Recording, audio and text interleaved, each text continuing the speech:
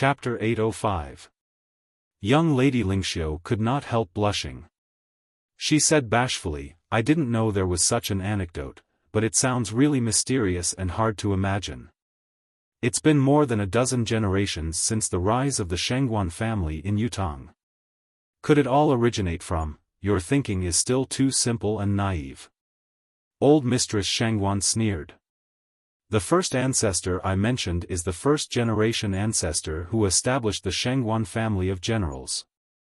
Now, strictly speaking, you should be the 172nd descendant of the Shangguan family of generals.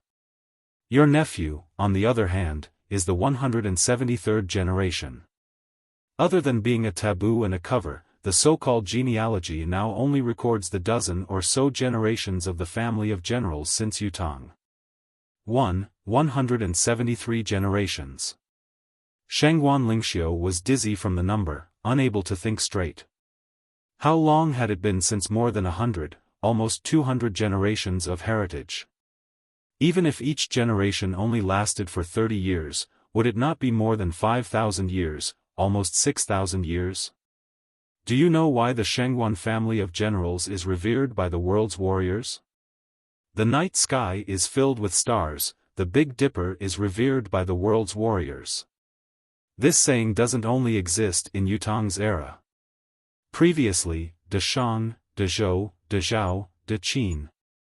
Throughout the rise and fall of countless empires, the people of the Shangguan family were all great generals of the country. It's just that as the dynasties rose and fell, the Shangguan family would lie dormant for a period of time. However, as long as the people of the Shangguan family appeared on the battlefield, they had never lost an inch of land. Being undefeatable and undefeatable is definitely not a legend that only appeared in the recent centuries. Among the 170-odd generations of the Shangguan family of generals, there are more than 400 imperial marshals. As for the generals, there are more than 1,000 of them. How can the Shangguan family of generals' heritage be as little as what you see?" Old Mistress Shangguan's voice was bleak, but it was laced with an indescribable sense of pride. Shangguan Lingxiu was rendered speechless by the series of new understandings. "All right, let's get back to the topic at hand." Old Mistress Shangguan said, "I'm going to light these 3 incense sticks now.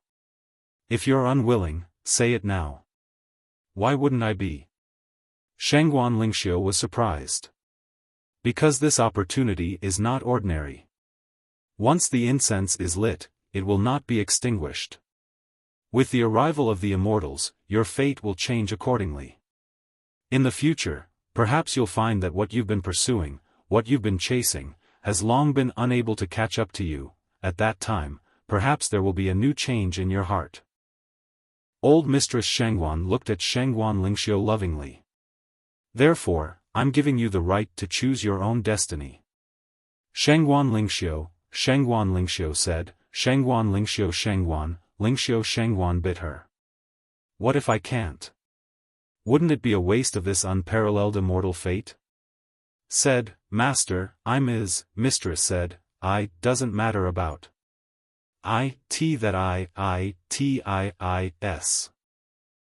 Master, too, in fact, wanted to light these 3 incense sticks since the first day received them. I think been patient enough to hold it in until now. Sai, the burden of the Shangguan family has been on your shoulders for so many years. Now, thanks to you, Supreme Cloud has resolved the predicament and Zio's vengeance is about to be avenged. The family owes you too much. I don't think it's enough to compensate you with this."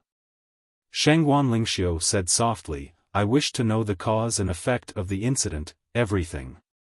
Old Mistress Shangguan was silent for a moment before saying, "Come with me."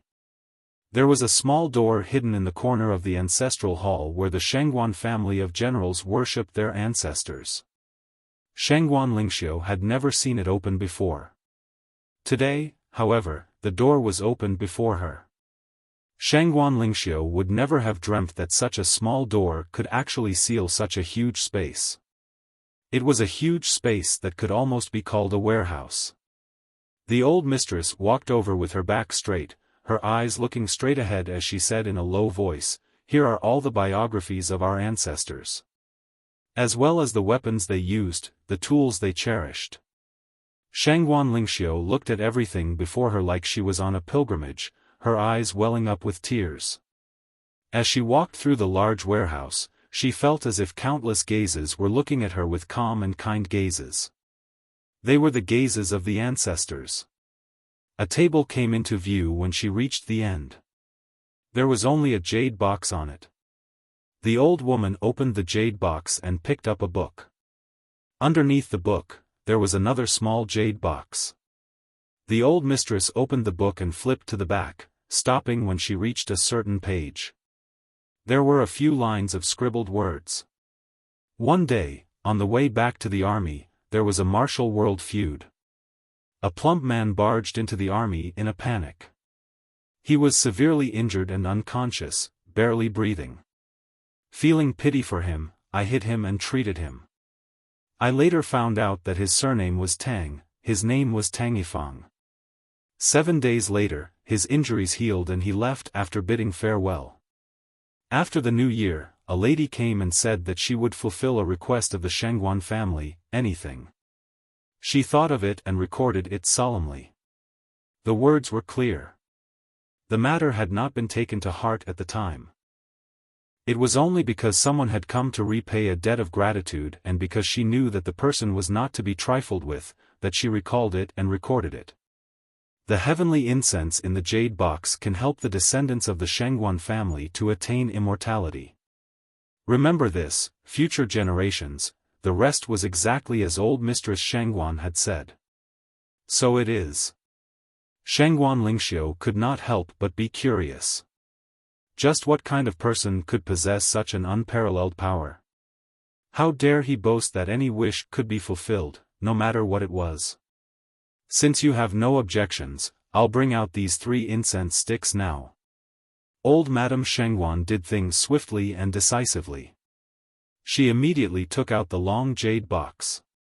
The 3 incense sticks were sparkling and translucent like jade. They looked almost transparent. Upon closer inspection, one could see that the incense was slender and only the length of a palm. It was small and cute, its appearance alone made it stand out from ordinary incense. Old Mistress Shangguan took out a small incense burner and inserted the 3 incense sticks into it devoutly before lighting them up one by one carefully. In an instant, green smoke rose into the air. The grandfather and grandson duo were astonished to find that the green smoke was rising in a straight line, as straight as an iron wire. It spread all the way up, and the roof above them couldn't stop it at all. The green smoke pierced a hole through the roof. The 3 incense sticks that had been stored for thousands of years could actually pierce through the roof just by burning the smoke. The current situation was unimaginable and unbelievable. Chapter 806. The smoke rose straight up. Although it was still thin, it rose higher and higher. Within a breath's time, it had reached the sky, pierced through the clouds, and rose into the 9 heavens. What everyone did not know, what was even more unimaginable, was that after the smoke pierced through the clouds, the hidden fragrance in it began to spread. In an instant, an extremely rich fragrance suddenly spread out in the 9 heavens. It spread out in all directions.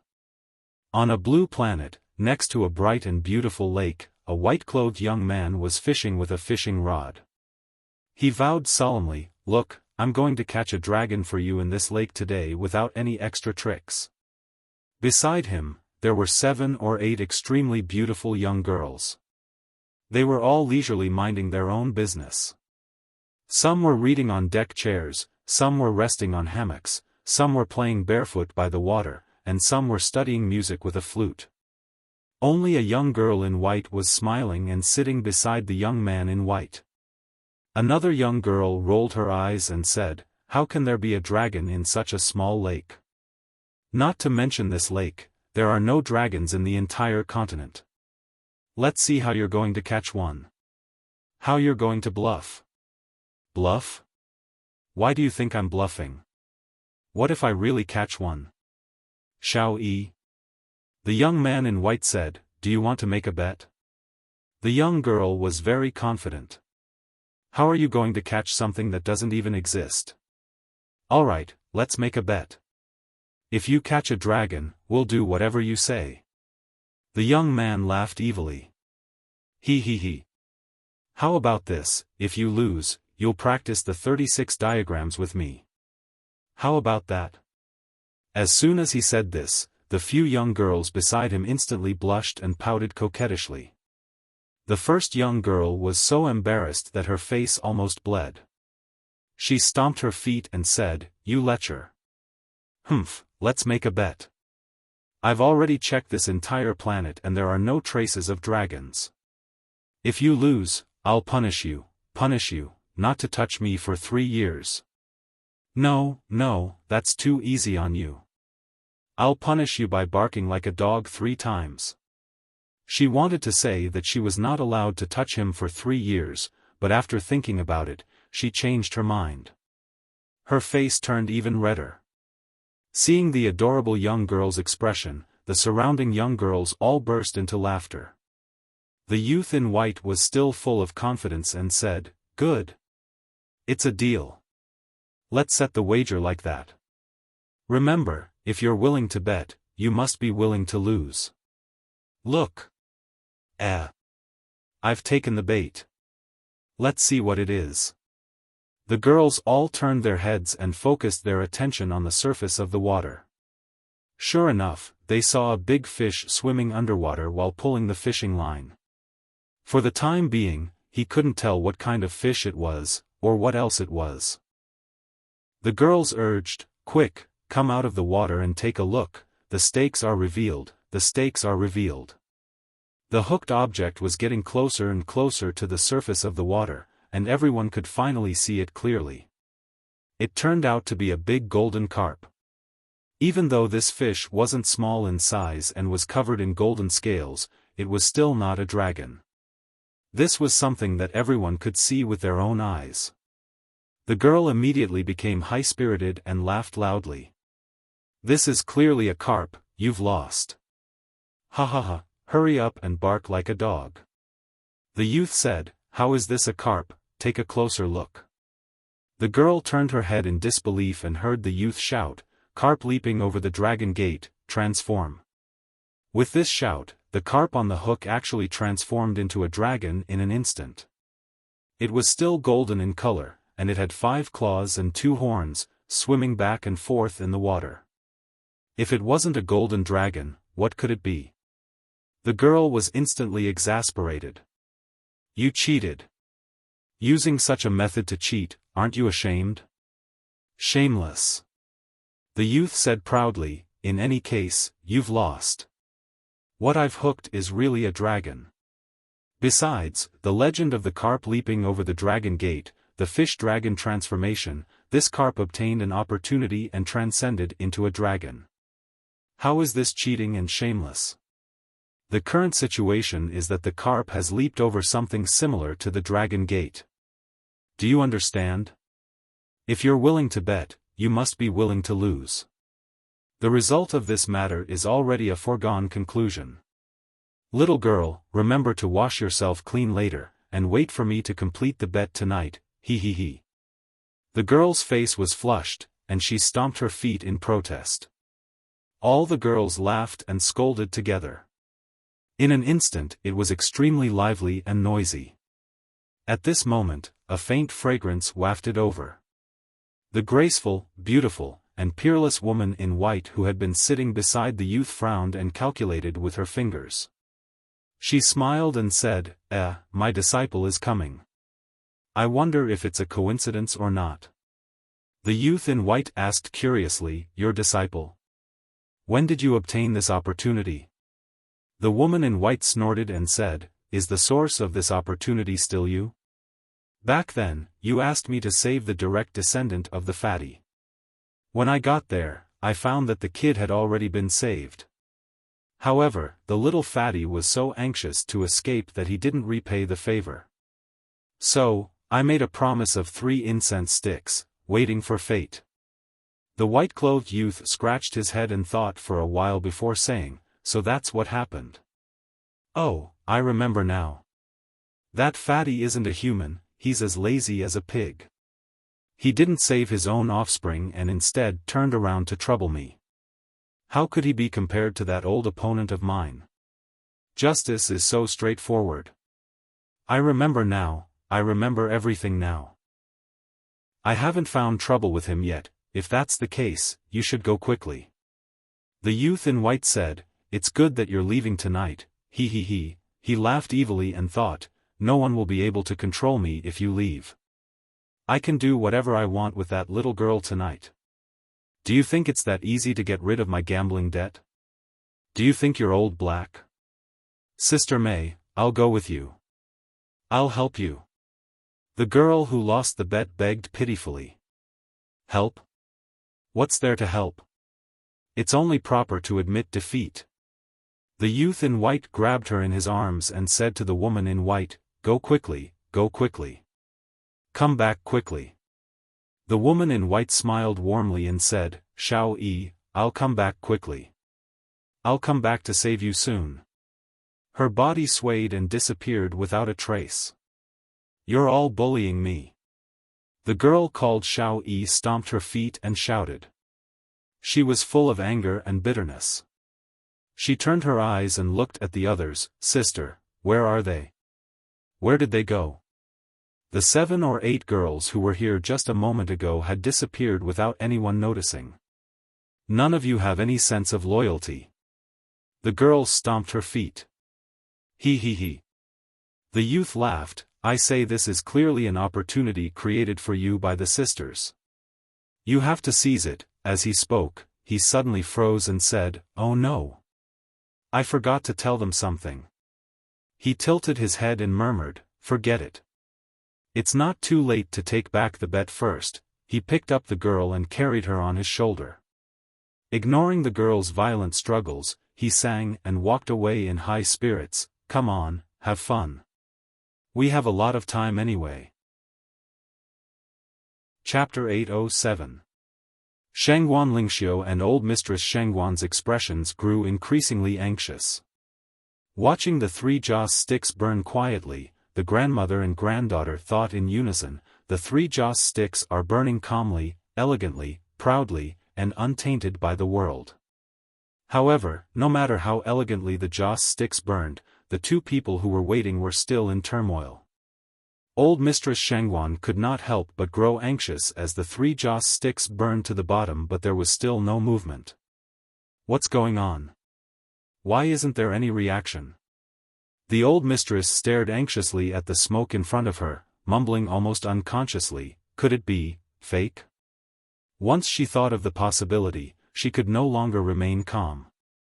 The old mistress shuddered uncontrollably as she shivered uncontrollably.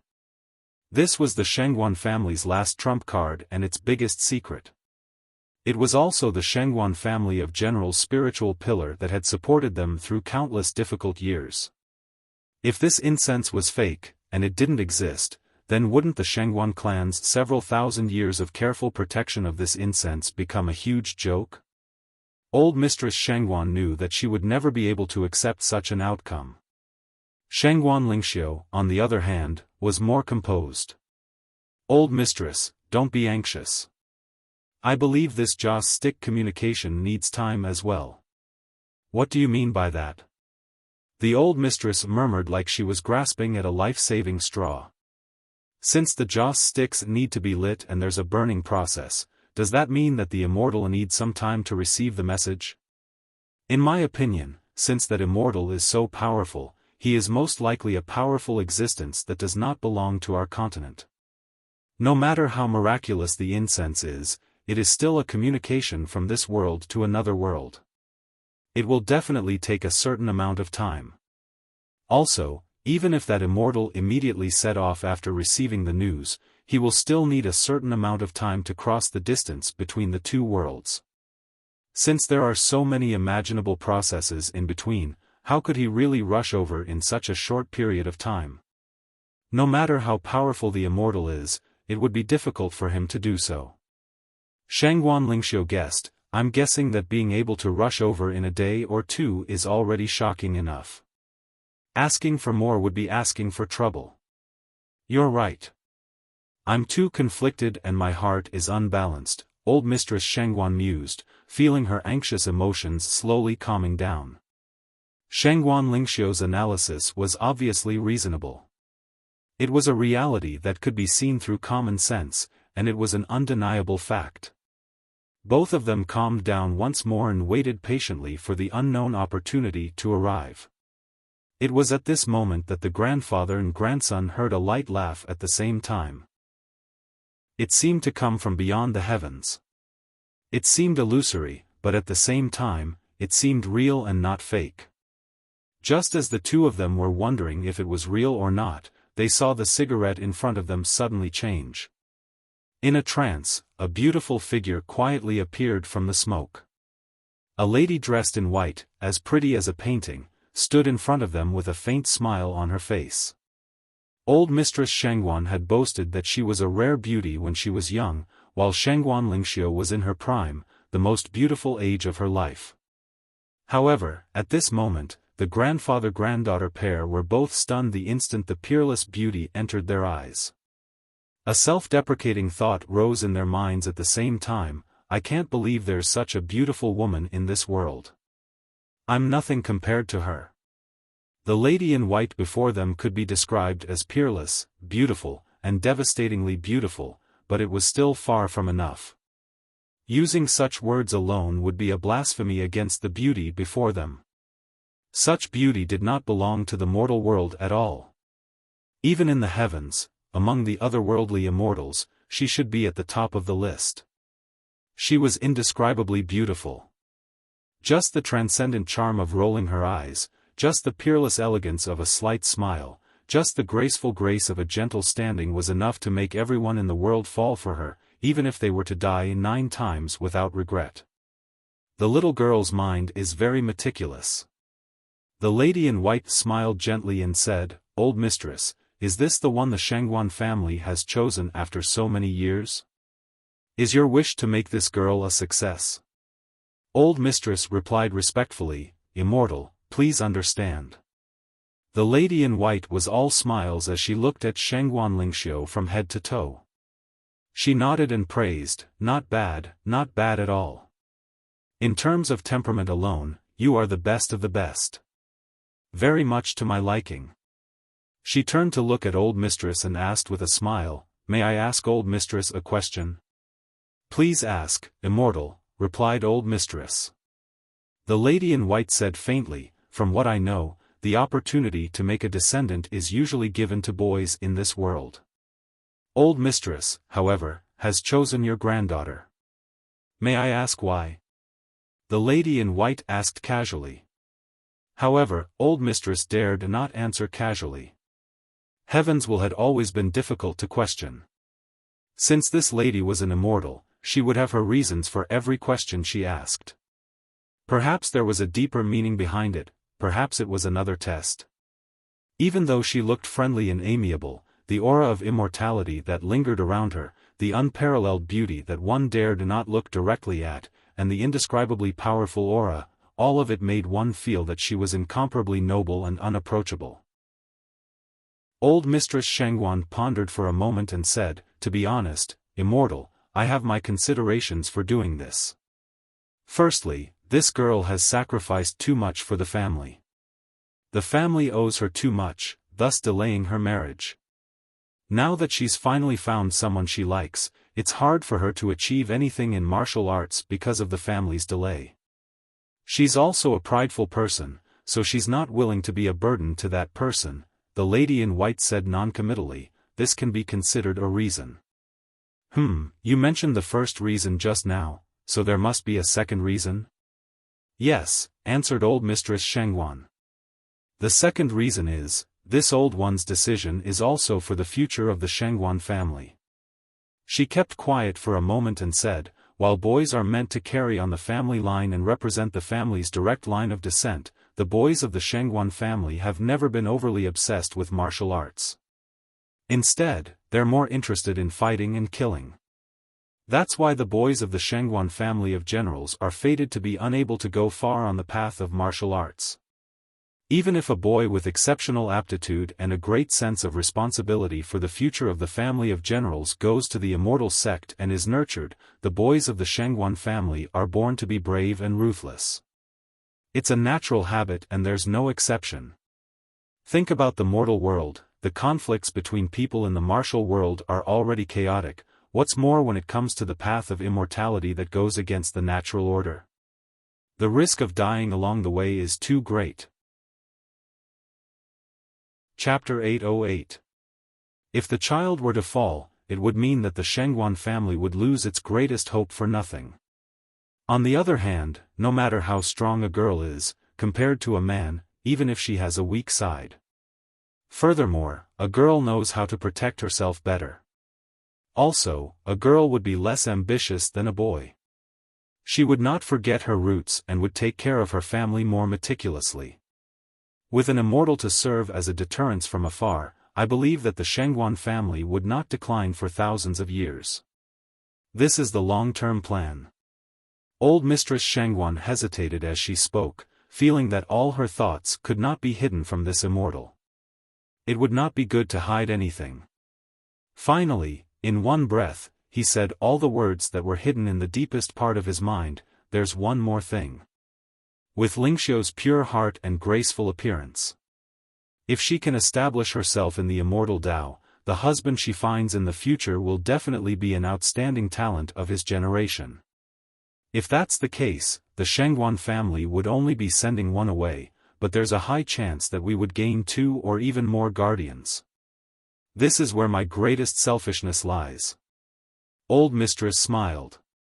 This way, while fulfilling Lingxiu's own wish, we can also secure a prosperous future for the family. I think it's not a loss no matter what. The lady in white smiled warmly and said, Old Mistress, your words speak of sincerity. Old Mistress chuckled humorlessly. How would I dare to hide anything from you? The lady in white smiled and looked at Shengguan Lingxiu. Your name is Shengguan Lingxiu? Yes, Shengguan Lingxiu answered with a lowered brow. Born in the year of Bing Zi, I'm 23 years old this year. The lady in white said, what's rarer is the phoenix physique. Her meridians are unobstructed, and she has the quality of heavenly yin. Her body is perfect. Although her chakras are limited by this world and do not close themselves, it's only a temporary flaw that can be easily resolved. It's only a matter of course for her to progress 1,000 miles in the future. Not bad indeed. Old Mistress Shengguan and Old Mistress Shengguan were overwhelmed with shock. They had just met, and Old Mistress had not told her anything about Shengguan Lingxiu, but she was able to recite all of it as if she was familiar with it. There was not a single mistake in it. Are you willing to come with me? To be my disciple? The lady in white asked with a smile. Lingxiu is willing. The woman in white smiled and said, is there anything unfinished business before you leave? Shengguan Lingxiu blushed, her eyes reddening as well as she said, could you? Immortal, please give me some time. The woman in white said indifferently, I can only give you 4 hours at most. Shengguan Lingxiu was at a loss when she heard that, not knowing how to react for a moment. The woman in white said, I'm not being unreasonable. Firstly, this world's level is low, and it's hard for you to bear my ultimate heaven's power. 4 hours is already the limit. Secondly, since you've vowed to step on this heaven-defying path, then you have to learn to get used to everything from now on. The so-called pinnacle of martial arts has always been too high, too cold, and too lonely. Even if it's high, it's cold at the top. The lady in white sighed and took a good look at Shengguan Lingxiu, saying, although your destiny is extremely good, it is destined that you will not be able to participate in more of this world's turmoil. Shengguan Lingxiu sighed softly and said, this disciple understands. What do you understand? The lady in white asked. Shengguan Lingxiu said sorrowfully, once I start cultivating, time flies, the road is long, the stars are separated, I'm afraid, immortals and mortals are different, it has always been so. The lady in white said. The old mistress said softly, I'll leave Lingxiu to you in the future. I'm old, I'm afraid I won't be able to wait for her return, everything will. Her voice choked as she spoke. The lady in white said softly, don't worry, old mistress. I'll take good care of Lingxiu once she's my disciple. As long as she cultivates diligently, I can guarantee that her life will be smooth and her wishes will come true. No one will dare provoke her in the entire universe. It's only a matter of time before no one dares to bully her as she roams the universe. She smiled proudly. Even the 10 brothers who roam the universe without a care in the world, will have to think twice if they want to bully my disciple. Most of them will give up after they've thought it through. His words were truly domineering and domineering. It was a pity that old Mistress Shengguan and Shengguan Lingxiu had no idea who the 10 brothers who roamed the universe without a care in the world were. Naturally, they were not in awe of them. They were more shocked by the so-called ultimate heaven's force. Tianxian continent could not even resist it for more than 4 hours. What kind of level of power was that? However, Shengguan Lingxiu's new master was so boastful that old Mistress Shengguan's heart was finally at ease. It seemed that her granddaughter's immortal master was quite impressive. The ultimate heaven's force sounded grand and impressive, let's call her that for now. We'll go through the apprenticeship ceremony when we return. The lady in white smiled gently. Lingxiu is the first disciple I've taken in my life, and I'm afraid she'll be the only one. This ceremony can't be small, and the gifts that should be received won't be little either.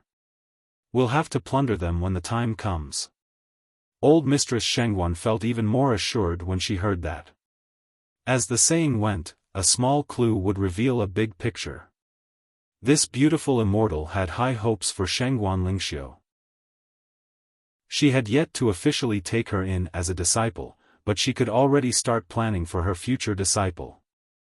Honestly speaking, I have no intention of taking in a disciple at all. Who would have thought that I'd be able to take advantage of Fatty Tang in the end? This is the will of the heavens. The lady in white smiled faintly. 4 hours it is. Quickly go and do what you need to do. Don't mind me. I need to calm down and suppress my power. This realm is too fragile. Any leakage of my aura might cause a considerable impact. Then, with a slight sway of her body, she disappeared immediately. Until now, Shengguan Lingxiu's heart was still filled with trepidation. Before the 3 incense sticks were lit, Shengguan Lingxiu's heart was filled with anticipation, but there was still a hint of doubt, disbelief, as well as a sense of child's play. After the incident with the 17th Master of the Abyss's Dragon Hide treasure map, Shengguan Lingxiu had firmly believed that there were indeed immortals in this world, powerful beings that surpassed the knowledge of this world's cultivators. However, even if there were immortals, would they come in such a short amount of time? At this time, it had been close to 200 generations of the Shengguan family since the incense was given back then, and at least 5,000 years had passed. It was not just the passage of time, it would not be an exaggeration to say that the world had changed. Could it really come true? Furthermore, just like what she had said, this matter could not be settled in 2 to 3 days. Who would have thought that the immortal would really come before the incense was even finished burning? Chapter 809. Not only had the immortal come, but he had also settled the matter with a few words and set a time limit to bring her away. Shengguan Lingxiu did not doubt the statement that this world could not withstand the power of ultimate heaven and that 4 hours was the limit, but her emotions were in turmoil. There was a high chance that she would be able to sever the worldly affairs of this world once and for all with this trip. She did not know how many years it would be before she could return to this world. Even if she could return to Tianxian by then, it would be a different world, things would remain the same, but the people would be different. Shengguan Lingxiu could not help but be at a loss as her thoughts raced. It was too fast. Too hasty. There was no time to say goodbye and she had to leave immediately. Shangguan Lingxiu was heartbroken as she ran out hurriedly. Tears streamed down her cheeks as she walked. 4 hours. How could such a short amount of time be enough? Her nephews were already on the battlefield of Zio, fighting for the country and avenging their family. It was destined that they would not be able to see each other. However, there were still many people left. Old Mistress Shangguan ordered immediately, all members of the Shangguan family, gather at the front hall. All members of the Shangguan family who are in the capital must return within 2 hours. No one is allowed to defy or delay. Shangguan Lingxiu's private yard. Bai Yixue could vaguely feel the faint, unique aura coming from within, but it was just the slightest contact that made Bai Yixue shudder, as if he had fallen into an icy pit. Subconsciously, he pressed his hand on the hilt of his sword and boosted his cultivation base to its peak, ready to strike at any time. It was obvious that his alertness had risen to its peak. Supreme Cloud and Ji Lingxi were cultivating inside, intending to improve themselves. In addition, the backlash of their cultivation this time was the combined force of yin and yang. Both of them cultivating at the same time was of utmost importance and could not be disturbed by anyone or anything. If they were disturbed by external forces, the consequences would be unimaginable. Yet, Bai Yixue could feel his heart trembling. Despite his vigilance, he could still feel the faint aura within. It was unimaginably strong. Compared to him, it was no longer a big tree, an ant, a giant dragon, or a drop in the ocean. It was the difference between a human and a starry sky. The gap between them was negligible, there was no room for comparison. Fang Mafei, who was on the other side, was equally nervous, perhaps even more so than Bai Yixue. Actually, Fang Mafei did not sense the unusual wave of energy in Shangguan Lingxiu's yard. His cultivation base was a few notches lower than Bai Yixue's, so he was not yet qualified to sense the unusual wave. His nervousness was mainly due to fear. Bai Yixue's reaction was too superficial, causing Fang Mafei to feel an odd sensation as well, causing him to be even more nervous than Bai Yixue. Fang Mafei thought to himself, "Boss, oh boss, are you sure that Mr. Nian and the Four Seasons Tower's people have been chased away by you? We don't have the confidence to cultivate in such a grand manner. Look at how Bai Yixue is behaving now. I'm very scared to say it, okay? If there's really an attack from an enemy of their level, we won't be able to handle it even if we risk our lives." He was nervous. Bai Yixue's eyes widened abruptly.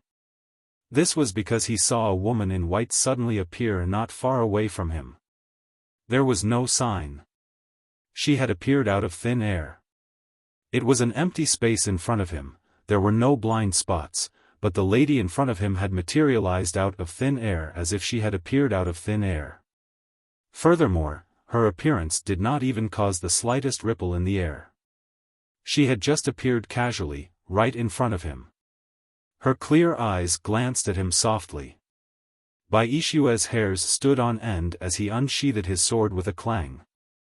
This was the most instinctive and subconscious movement of an ace cultivator. Almost at the same time, Bai Yixue wanted to ask, "Who are you?" However, he was shocked to realize that he could not move at all. The sword was still glinting coldly in his hand, but he could not move it at all. He could not even utter a word. In spite of this, he could clearly feel that he had not been restrained, his acupoints had not been struck, and he had not been restrained by any special means. Why had he suddenly turned into a wooden statue? He wanted to call out to Fang Mafei to alert him, but he could not do so no matter how hard he tried. From the corner of his eyes, he could only see Fang Mafei at the edge of the roof, holding a long sword in his hand and clenching his teeth as he pounced down. Surprisingly, he was also immobilized. That posture looked like he was about to fall at any moment. However, he was in such an odd position, leaning forward at a 45-degree angle on the edge of the roof, sword in hand, gritting teeth with a murderous look on his face, as if he was about to strike 3,000 miles away. he was frozen. Then, the woman in white leisurely walked over and slowly moved forward. Feeling the surging mystical qi coming from the room, the lady in white chuckled softly. The affairs of the world are unpredictable, but fated encounters often occur. With this fated encounter, it's better not to leave you with this regret. I'll give you some compensation for interrupting your cultivation in order to eliminate a regret. She raised her hands lightly and drew a circle in the air, like she was drawing a circle that was not very neat. As her hands rose and fell, a ball of purple qi suddenly rose from the far east where the sun had risen. In the next moment, it had traveled an immeasurable distance and arrived above the small courtyard. It then shrunk rapidly, turning into two glowing purple balls the size of corn grains, delicate and tiny. This is the purest congenital purple qi. There are gains and losses, this is fate. The lady in white smiled faintly. With a flick of her fingers, the two little balls turned into two rays of light and shot into the room. The two amethyst aurora pearls shot out at high speed, one hit Yunyang's dantian while the other hit Jilingxi's dantian. Then, they disappeared into both of their bodies. Yunyang and Jilingxi, who were in the midst of cultivation and oblivious to what was happening in the outside world, suddenly felt their dantian swell. In the next moment, with a soft boom, the spiritual qi in their bodies surged at an unprecedented speed, almost uncontrollable. Under normal circumstances, or rather, in most cultivation environments, interference was absolutely forbidden. When a cultivator was disturbed in the process of cultivation, it was already a blessing from the heavens if the cultivation was interrupted. It could easily lead to turbulence of qi and blood, disorder of meridians, reverse flow of mystical qi, severe damage to one's cultivation method, or even death due to the rampaging of spiritual energy. What the lady in white had done, condensing the external force and sending it directly into Yunyang and Jilingxi's bodies, was something that should never be allowed to happen. The most direct and most likely scenario was for the two amethyst aurora pearls to self-detonate at their dantian, blowing them up into pieces and leaving nothing behind. They might even be reduced to dust and vanish from the world. In spite of this, the reality was, although both of their qi meridians were fluctuating and showing signs of going berserk, their progress was unusually stable. They broke through a barrier like a hot knife through butter. Then, with another swell, they broke through again. The process went on, and within the span of a dozen breaths, both of them had broken through 3 levels consecutively. They did not even feel the slightest bit of discomfort during the process. The torment and pain that accompanied a breakthrough in their past cultivation were absent. Up until now, the 7 pieces of purple crystals on the ground had not even absorbed 1/10 of the total amount. However, the cultivation process had been cut off automatically this time. Did this mean that the cultivation had been completed? Wasn't this result a little too unimaginable and unexpected? Although Yunyang had some expectations for the cultivation this time, he had initially thought that it would be enough for him and Jilingxi to break through a level with their combined yin and yang energy. Never would he have thought that the final result of the cultivation would be to break through 3 levels so smoothly. The result was beyond his expectations and extremely rare. When both of them woke up from their meditation, they saw the dumbfounded look on each other's faces. Chapter 8:10. What was going on? Logically speaking, the cultivation speed in the first 2 hours was already very fast, far surpassing his previous solo cultivation speed. However, it was not too outrageous. At least, it was still within the expected range. It was roughly twice as fast as his usual cultivation speed. According to this cultivation speed, it was expected that he could break through to the next level within a day and a half. This was the result that Yunyang had initially thought of. However, the reality now was, how could it be completed in the blink of an eye? Furthermore, it was a leap of 3 levels. The result was too shocking and defied logic. What is going on? Jilingxi was dumbfounded. Could it be that, the effect of our joint cultivation is really that good? So strong? The corners of Yun Yang's lips twitched. No, this is definitely not the result of our joint cultivation. Although Yun Yang had come to this conclusion, he was once again confused when it came to further explanations. He felt that the current situation was inexplicable. How could there be a sudden breakthrough? How could there be such a logic in this world? Not because of our joint cultivation? What do you mean? Isn't this the result of our cultivation coming to an end? Ji Lingxi blinked her large eyes in bewilderment. Could it be that the heavens have opened their eyes, or perhaps our physiques have suddenly exploded? As she spoke, she hurriedly cultivated to check her body to see if there were any hidden injuries. Yun Yang coughed. Then, he suddenly felt that, why was it so quiet outside? Bai Yixue and Fang Mafei, who were guarding outside, should have sensed the sudden change in their auras. Even if they did not come in to ask, there should at least be some movement. Yun Yang's heart tightened as he opened the door to see what was going on. He then saw Bai Yixue standing on the spot, sweating profusely and holding his treasured sword stiffly. On the other side, Fang Mafei had still fallen from the eaves with a plop and was sprawled on the ground, unable to get up immediately. Yun Yang was shocked to see this and called out, "Which friend has come? Please show yourself." Everything that was happening before him was not a coincidence. It must be the arrival of a top-notch expert or an unparalleled master who was so strong that it was beyond common sense. A faint, smiling voice suddenly rang out from behind him. "I'm right here. Can't you see me?" Yun Yang turned back abruptly and his eyes widened at the sight. It was not because of how beautiful the person before him was, but because of Ji Lingxi. Right behind Ji Lingxi, a shoulder behind, was a lady dressed in white, walking out of the room. No, the reality was that the woman was almost sticking to Ji Lingxi, but Ji Lingxi did not even notice it as she leaped out of the room nervously. "Yun Yang, is it the Four Seasons Tower's men?" Yun Yang sucked in a deep breath, instinctively aware of the woman's power.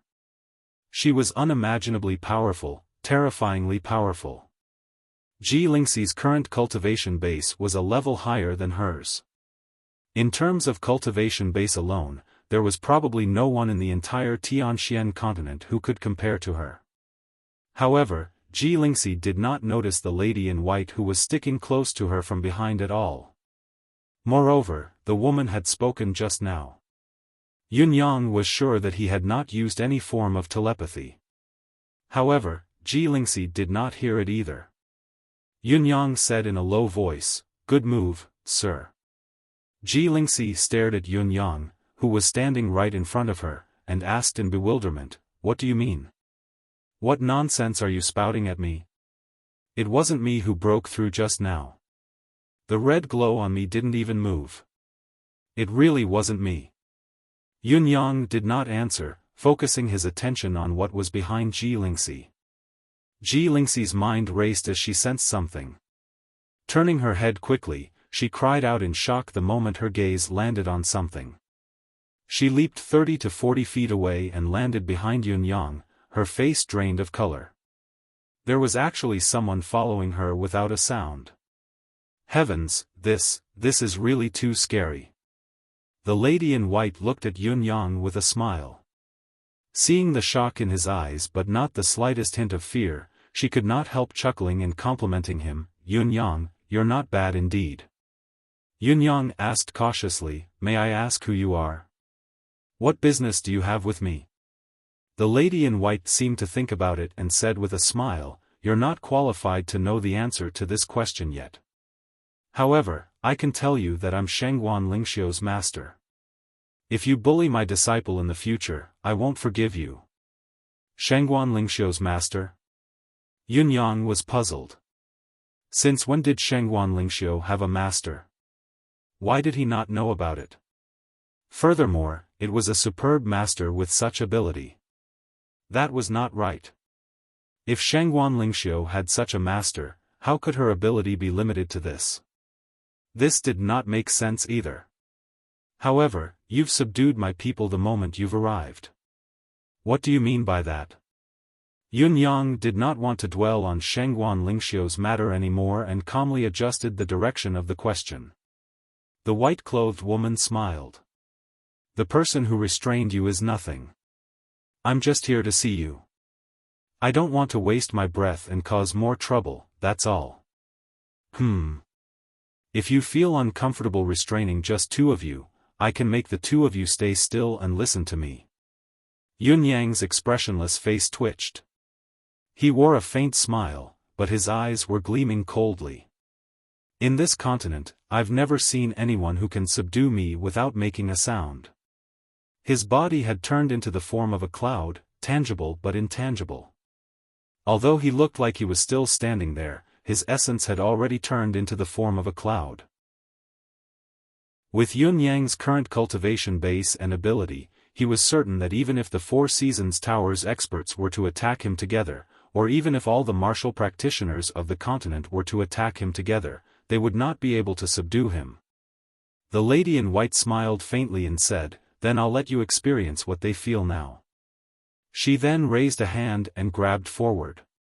Yun Yang's thoughts raced, a chill rising within him. He dared not rely too much on the formless form of his cloud form. He vanished with a whoosh, turning into a breeze and escaping swiftly. He snorted inwardly, "Your cultivation base is strong and difficult to fight, but can I just stand there and let you grab me? How can I be subdued when I turn into the wind and cloud?" The next moment, the white-clothed woman's hand followed its original trajectory and grabbed at the air very slowly. She said softly, "You're really too weak now. It's really not much more difficult than grabbing an ant. I still have to control my strength so that I won't crush you." She closed her palms and said softly, "Come out." Before her words echoed in the air, Yun Yang's formless wind form disappeared at once. He had turned into a tangible form and was pulled out from the void, standing stiffly in front of the lady in white. Yun Yang's eyes were filled with despair. He had no other feelings. Until now, he still did not know how he had been pulled out. There was no abnormality in the spiritual energy wave in the air just now, nor was there any trace of mystical qi. There was nothing when he probed with his deific consciousness. How did I get caught? Who am I? Where am I? Chapter 8:11. Seeing that Yun Yang was defeated, Ji Lingxi took a step forward and stood in front of Yun Yang without hesitation. She raised her palm and struck at the lady in white. The gust of the palm was piercingly cold, filled with a whistling sound. After her breakthrough, Ji Lingxi's cultivation base was almost unrivaled in the world. The force of the palm strike was unstoppable. Even pinnacle experts like Ling Xiaozue, Du Guchou, and Mr. Nian might not dare to face it head-on. In spite of this, the lady in white merely smiled faintly and raised her hand gently to receive the attack. Two slender hands met in the air with a loud bang. Ji Lingxi could only feel a sudden surge of energy that she could not defend herself against. There was no room for resistance at all. In spite of this, Ji Lingxi felt relieved instead. You've been tricked.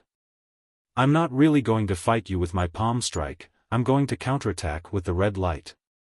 Seeing that the other party could easily break Yun Yang's unique power with ease, how could Ji Lingxi not know that she could not be defeated by force? Since she knew that she could not defeat the other party, she would resort to a different tactic. "Cheat red light, come at me quickly." A playful smile hung on the lady in white's face as she increased the force of her palm strike. In the next moment, a beam of red light appeared as expected and rose slowly. Ji Lingxi took 2 steps back and looked at the lady in white in front of her rather smugly. "Your looks make me jealous, but you're going to fall in my hands eventually."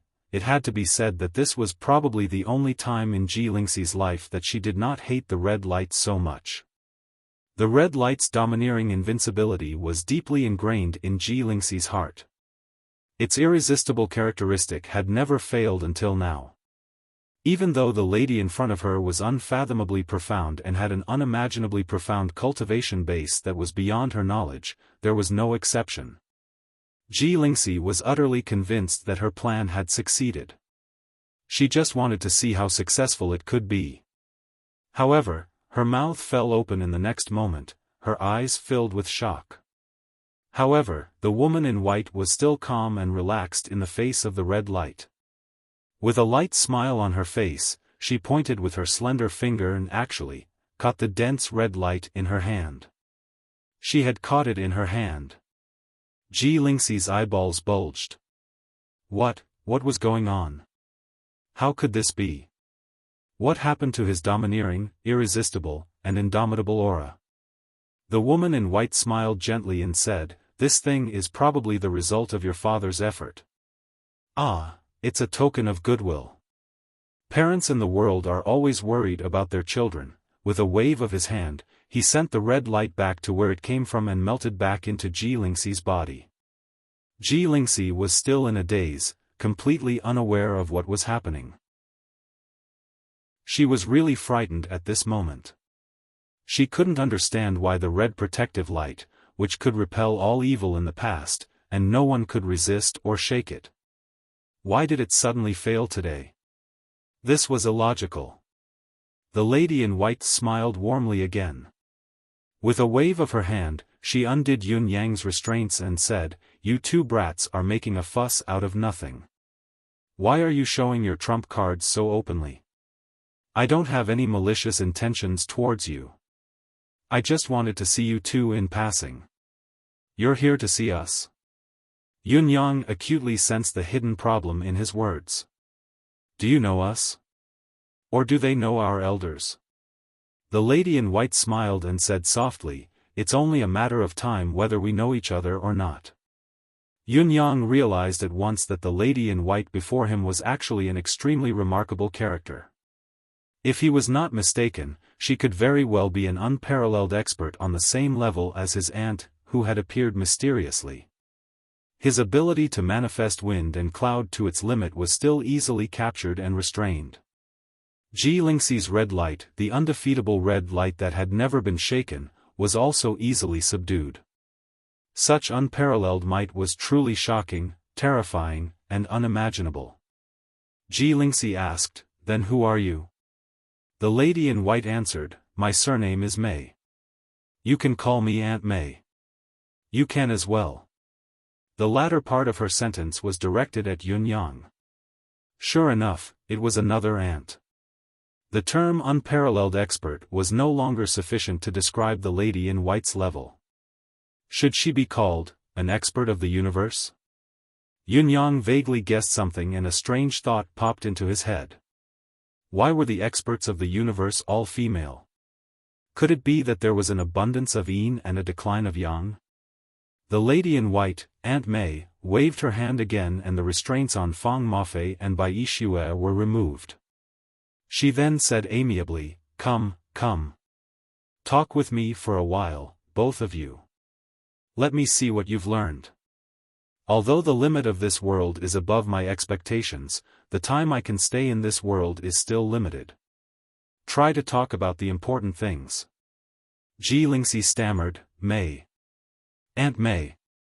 Do you know my father?" The lady in white raised her eyebrows and wore an amused smile as she said, I suppose, you can say that you know him?" Yun Yang's thoughts raced. This sentence was thought-provoking, and had a profound meaning. Ji Lingxi did not think much about it. She said through gritted teeth, "What's that old bastard's name?" The lady in white was stunned. No matter how intelligent and wise she was, she would never have thought that a daughter would spout such vulgarities, directed at her biological father. Then, the lady in white chuckled and said, "Old bastard. These 3 words do match your father's temperament. Just right, a perfect match, ha ha ha." She was overjoyed. Ji Lingxi blushed and said, "Tell me, what's his name? And who's my mother? Is she still around?" The lady in white said, Don't worry. Your father and mother are alive and well. Actually, they miss you every day as well. It's just that it's not convenient for them to come and see you. There must be a reason behind this. Ji Lingxi grew nervous. What reason? Could it be that they've been imprisoned? The girl's imagination ran wild. Her eyes were rimmed with tears as she said, Could it be that my father and mother have encountered an insurmountable danger? Attacked by a strong enemy, they were captured because they couldn't handle it? Before they were captured, they used the last of their cultivation base to throw me and my brother out? That's why we... The lady in white's eyes grew wider and wider, her cherry lips almost agape. She looked like she had lost her composure. It was obvious that she was stunned by Ji Lingxi's wild imagination. However, almighty cultivators were almighty cultivators. Soon after, he put away his surprised expression and nodded repeatedly. He even forced himself to sigh and said, Your guess is slightly biased. However, it is true that your father and mother are not living very well now. Strong enemies are waiting for them, and danger lurks everywhere. Chapter 8:12. That was so dangerous. Ji Lingxi felt the rock in her heart disappear in an instant, replaced by an indescribable sadness and concern. Didn't he have any helpers? It must be because he's not very popular. The lady in white sighed softly. I can't tell you too much right now. I can't even tell you their names. If I tell you now, it'll only harm you. Ji Lingxi was about to plead when the lady in white said, Your cultivation base is still shallow. You've never seen the state of being born and destroyed in an instant. You don't know that a single thought can trigger the sudden inspiration and cause signs to appear. Many disasters that shouldn't befall you are born from this. All in all, as long as you cultivate diligently and raise your cultivation base to a certain level as soon as possible, you'll know when it's time to know. Perhaps when that time comes, you'll really have to, personally save your parents from the abyss of suffering. The lady in white said. Ji Lingxi bit her lip, her heart knotted in knots. Her eyes were brimming with tears, her heart in turmoil. Not good. Strong enemies lay in wait, danger lurking in every corner. In the abyss of suffering. You'll have to save them personally. The information contained in these few sentences was too much, and too negative. I've been wrong about you all this time. I didn't know that your situation was so dangerous. You guys still risked your lives to send us out under such dire circumstances.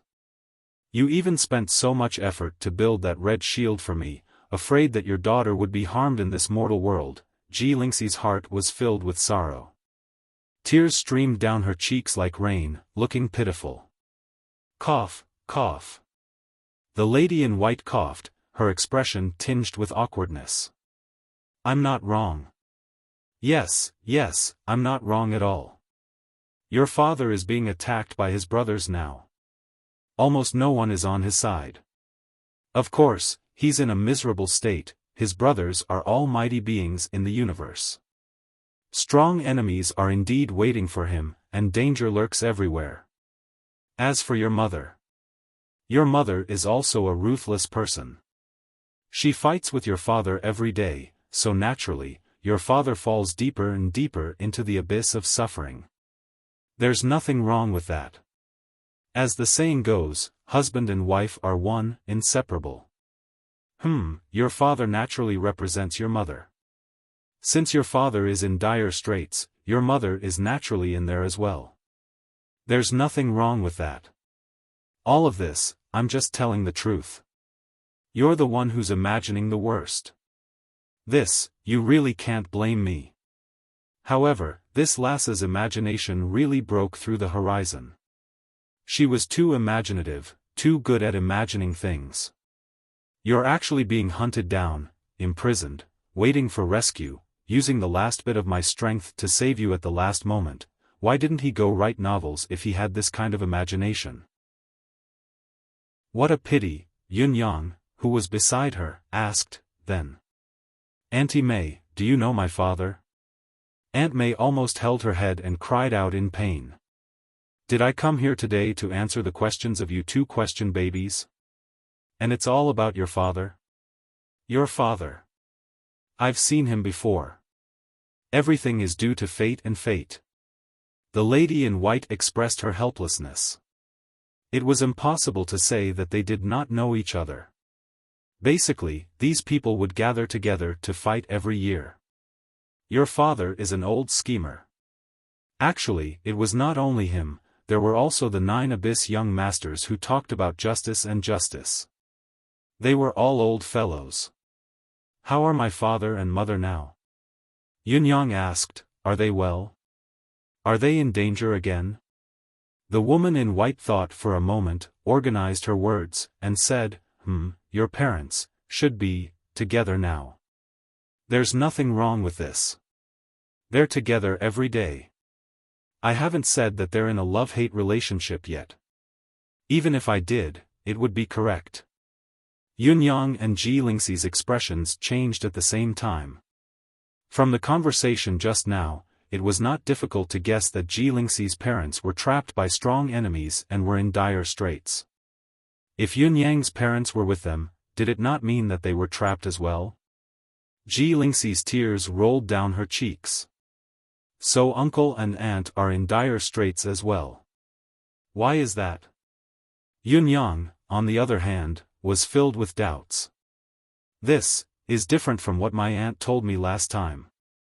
Yunyang said calmly, may I ask Senior, who captured them? Let us know what's going on so that we won't be unaware when we face our enemies. The lady in white was about to speak when she heard the voice that came from beside her ears. She could not help but be stunned. She then said, I'll tell you through telepathy, but you have to keep this a secret, at least for the time being. You can't reveal anything, not even to each other. Otherwise, the consequences will be unimaginable. What I said just now isn't a lie. If you speak here, the other party will be born immediately. Ji Lingxi nodded seriously. I won't reveal anything. I won't say a single word. Yunyang was thinking, is it true or false? Is it that incredible? Was it true or false? The lady in white said softly, the person who captured your parents is not only immeasurably powerful, but his name is also very strange. His name is the first young master of the abyss. As she spoke, the lady in white could not help saying in her heart, I'm sorry, old black. They all want to blame you, I can't do anything about it. Ji Lingxi clenched her teeth in hatred. Young Master Jiu Yu. She enunciated each word, her eyes glaring at him, her hatred seeping deep into her bones. Yunyang repeated slowly, first young master of the abyss? This name seems rather familiar. The unrivaled expert rumored to be the unrivaled 17th young master of the abyss. I wonder if he's related to this first young master of the abyss? The lady in white said, not only are they related, they're both descendants of the 9 abyss. It's just that the 17th young master is the 17th generation descendant of the 9 abyss young masters. As for the first young master, he's the first generation ancestor and the most powerful one among the 9 abyss young masters. Yunyang mused and asked, how powerful is he? How powerful exactly? The lady in white pondered for a moment and said, perhaps in your eyes, moving mountains and filling oceans, ascending to the heavens and burrowing into the earth, is already powerful enough. However, this first young master of the abyss ability. How? The continent beneath your feet can be destroyed hundreds and thousands of times by the first young master of the abyss with a stomp of his feet. He can annihilate the sun, moon, and stars with just a puff of air. Life and death with just a thought isn't an exaggeration. The lady in white said slowly. Yunyang and Ji Lingxi were shocked. Destroy the continent hundreds and thousands of times with a stomp of his feet? Annihilate the sun, moon, and stars with a puff of air? What kind of ability was this? Could there really be such a terrifying ability in the universe? I'm not exaggerating at all. In fact, it's because you two know too little that can be used as a comparison. I'm just giving a rough explanation. This is the reason why an ordinary realm can't bear the power of ultimate heaven. The lady in white's expression was solemn. Therefore, before your abilities are sufficient, don't seek death recklessly. Both Yunyang and Ji Lingxi wore grim expressions. Ji Lingxi was worried, tears welling up in her eyes as she panicked. Yunyang frowned, calculating in his heart, is it true? Is it true? Chapter 8:13. Work hard, children. There was an indescribable pity in the lady's voice. When your cultivation base reaches a level where you can use it, your parents' friends will come to find you and rescue them together. There are too few existences in the universe who can save them. Perhaps, there's no one else other than their direct bloodline. She said in a low voice, this is the unique arcane skill of the nine hells. For a moment, Yunyang was a little uncertain. Could it be true? The lady in white looked calm, but her actions were solemn.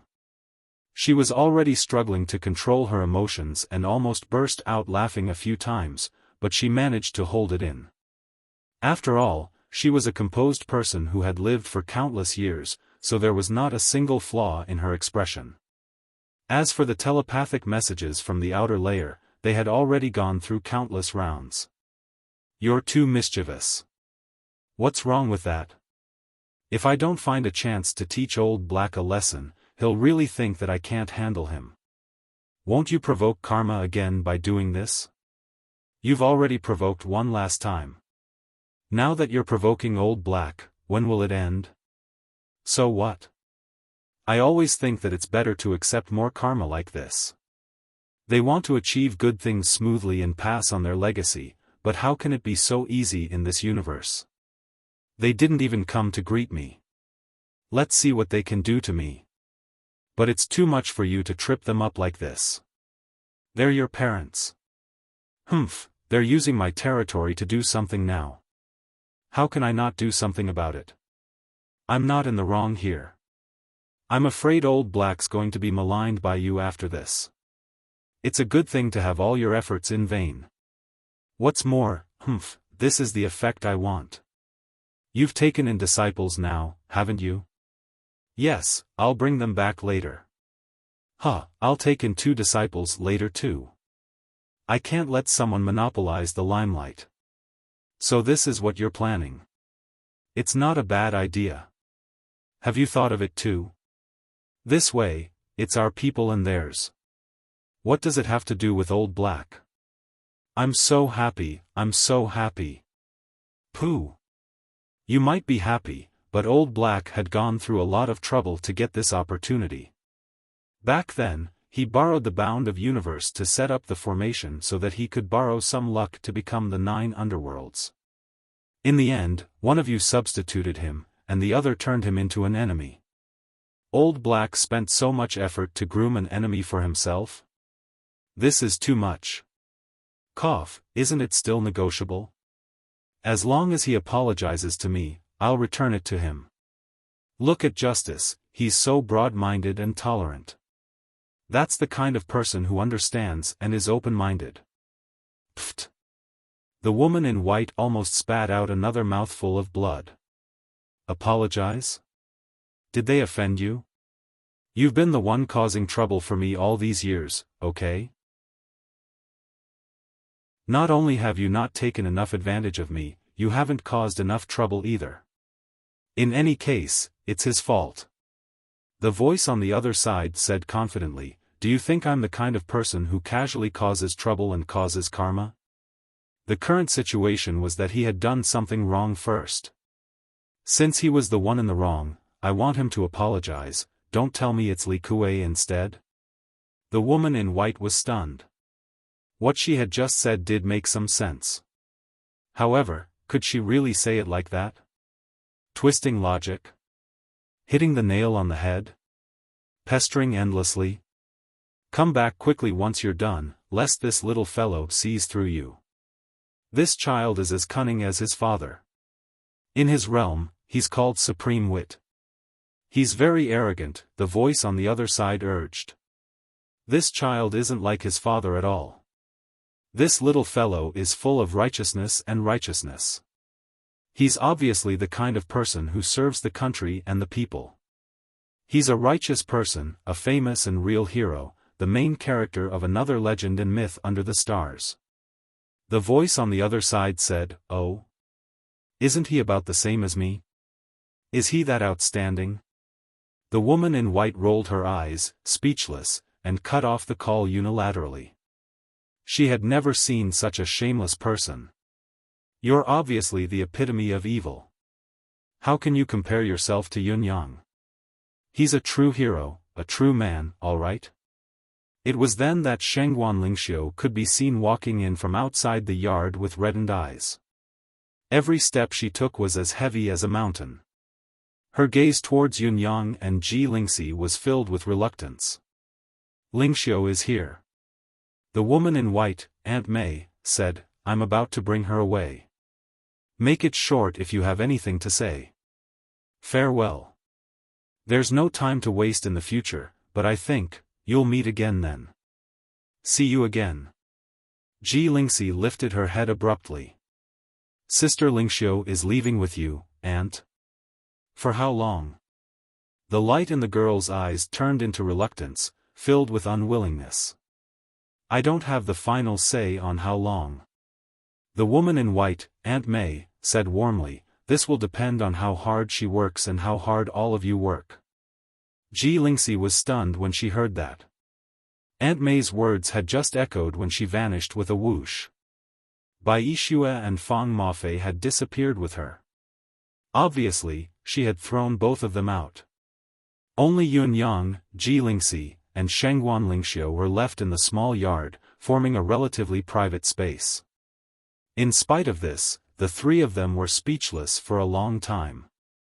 After a while, Ji Lingxi bit her lip and forced a smile, saying hoarsely, "I'll wait for all of you outside.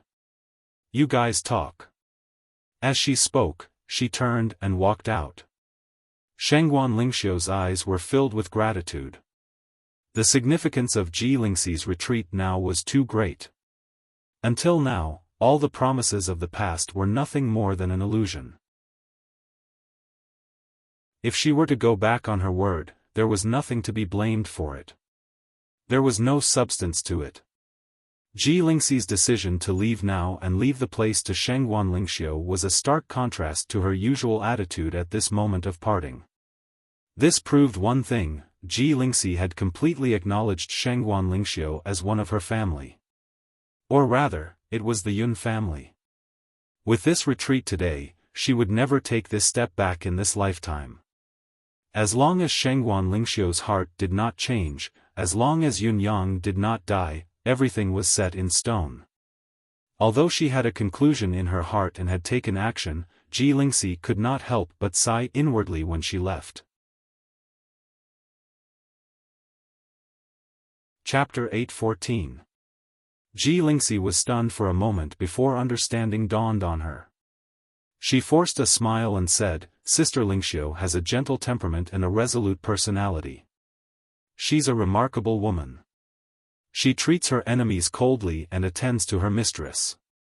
Which man wouldn't look at her? Despite the bitterness in my heart, I'm more than happy about it." The lady in white stared at her and asked, "The truth?" "The truth," Ji Lingxi replied seriously.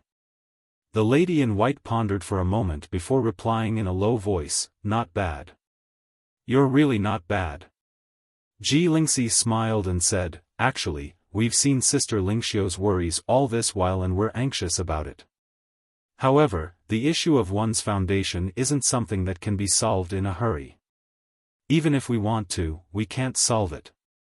After all, it's difficult to achieve the desired effect in a short period of time, be it by accumulating treasured gems or building a perfect cultivation environment.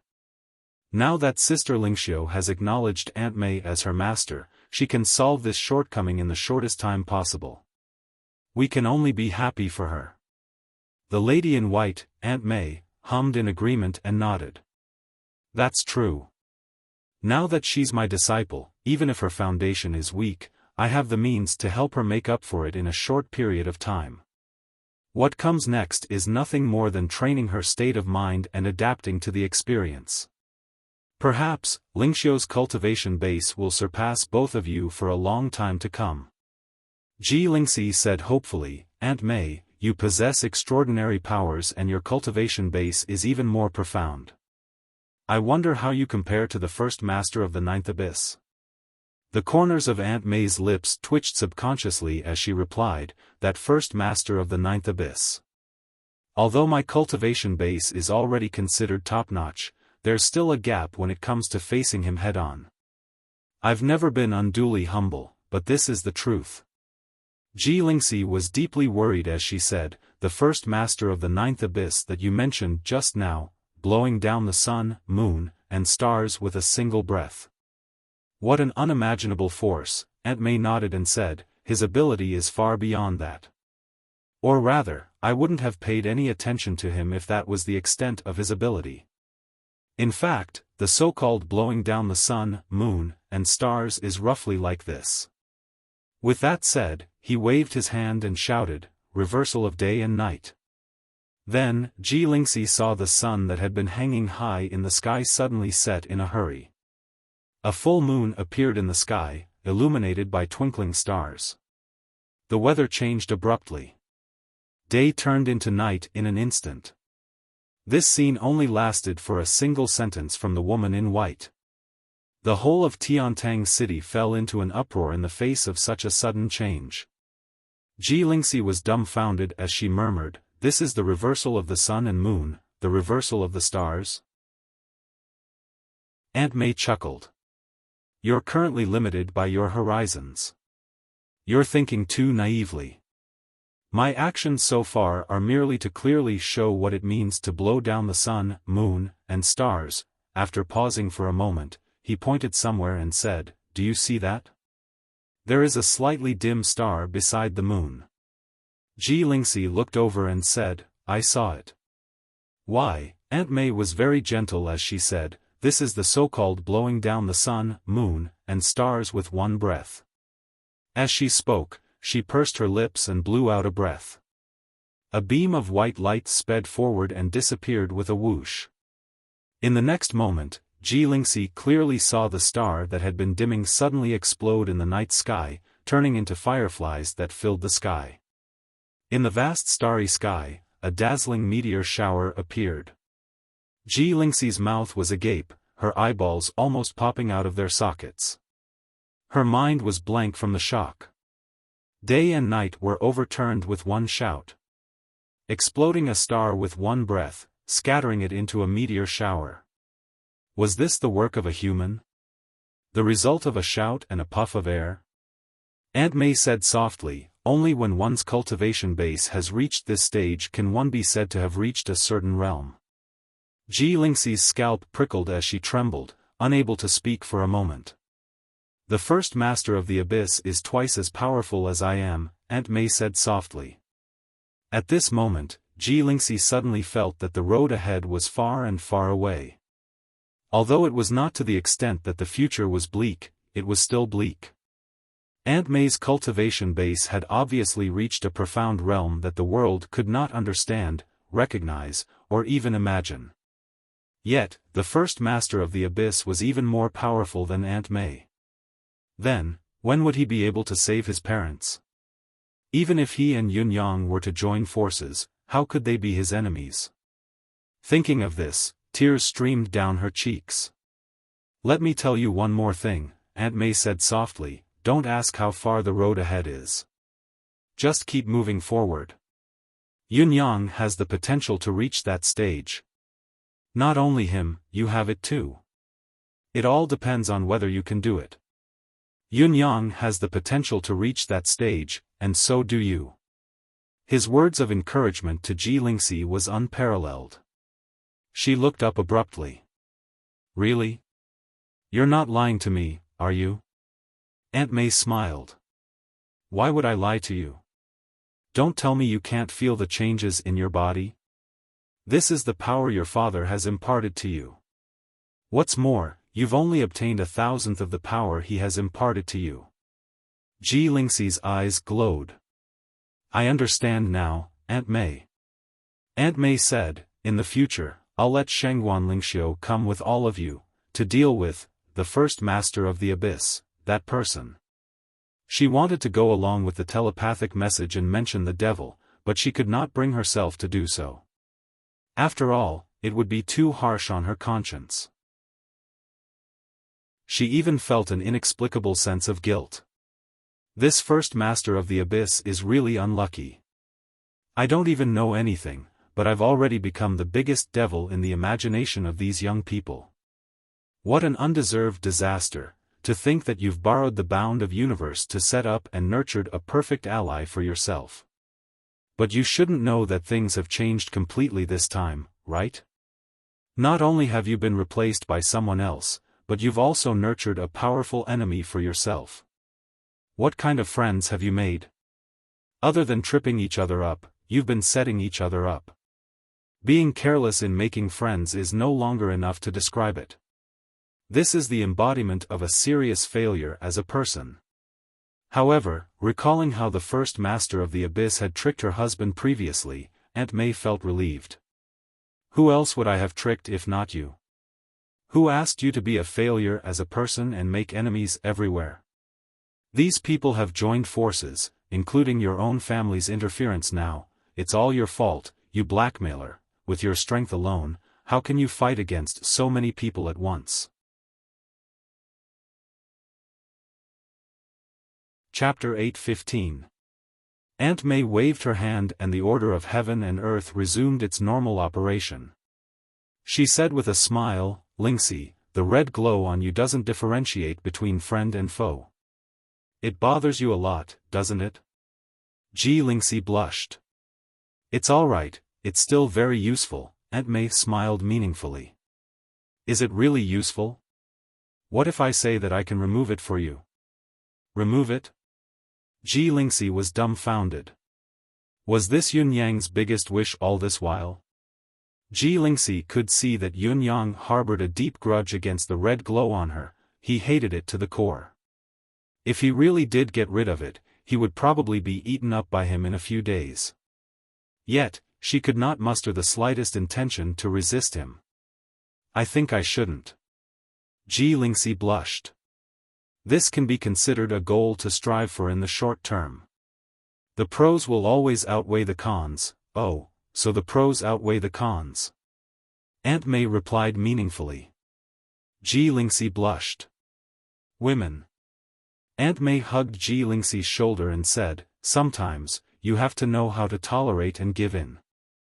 However, sometimes, you can't even take a step back. You'll only understand the propriety when the time comes, but just knowing isn't enough.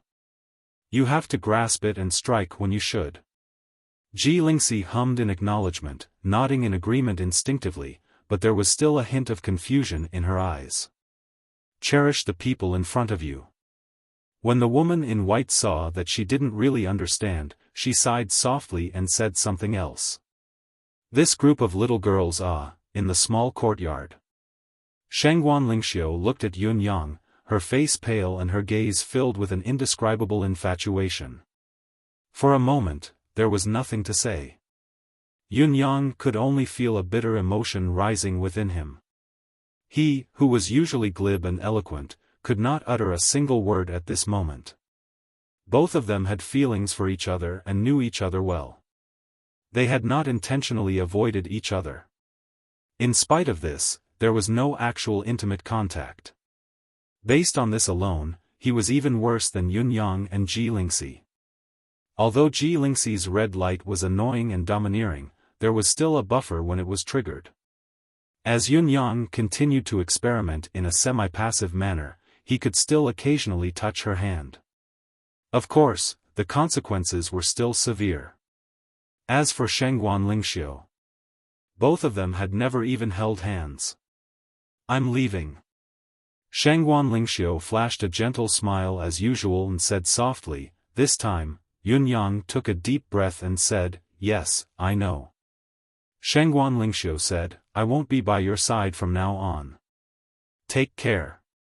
"I will, definitely." Yun-yang looked at the beautiful face in front of him and said softly, "Aunt Mei is an unparalleled expert. Being able to acknowledge her as your master is the greatest opportunity of your life, Sister Lingxiu. You must cultivate well and advance bravely. Don't worry about us." Shangguan Lingxiu hummed in agreement and said sadly, "Yun-yang, I understand what you're saying, but we won't see each other for a long, long time." Yun-yang said seriously, "How can it be long? You'll improve quickly with the guidance of a master. I won't be complacent either and will work hard to move forward.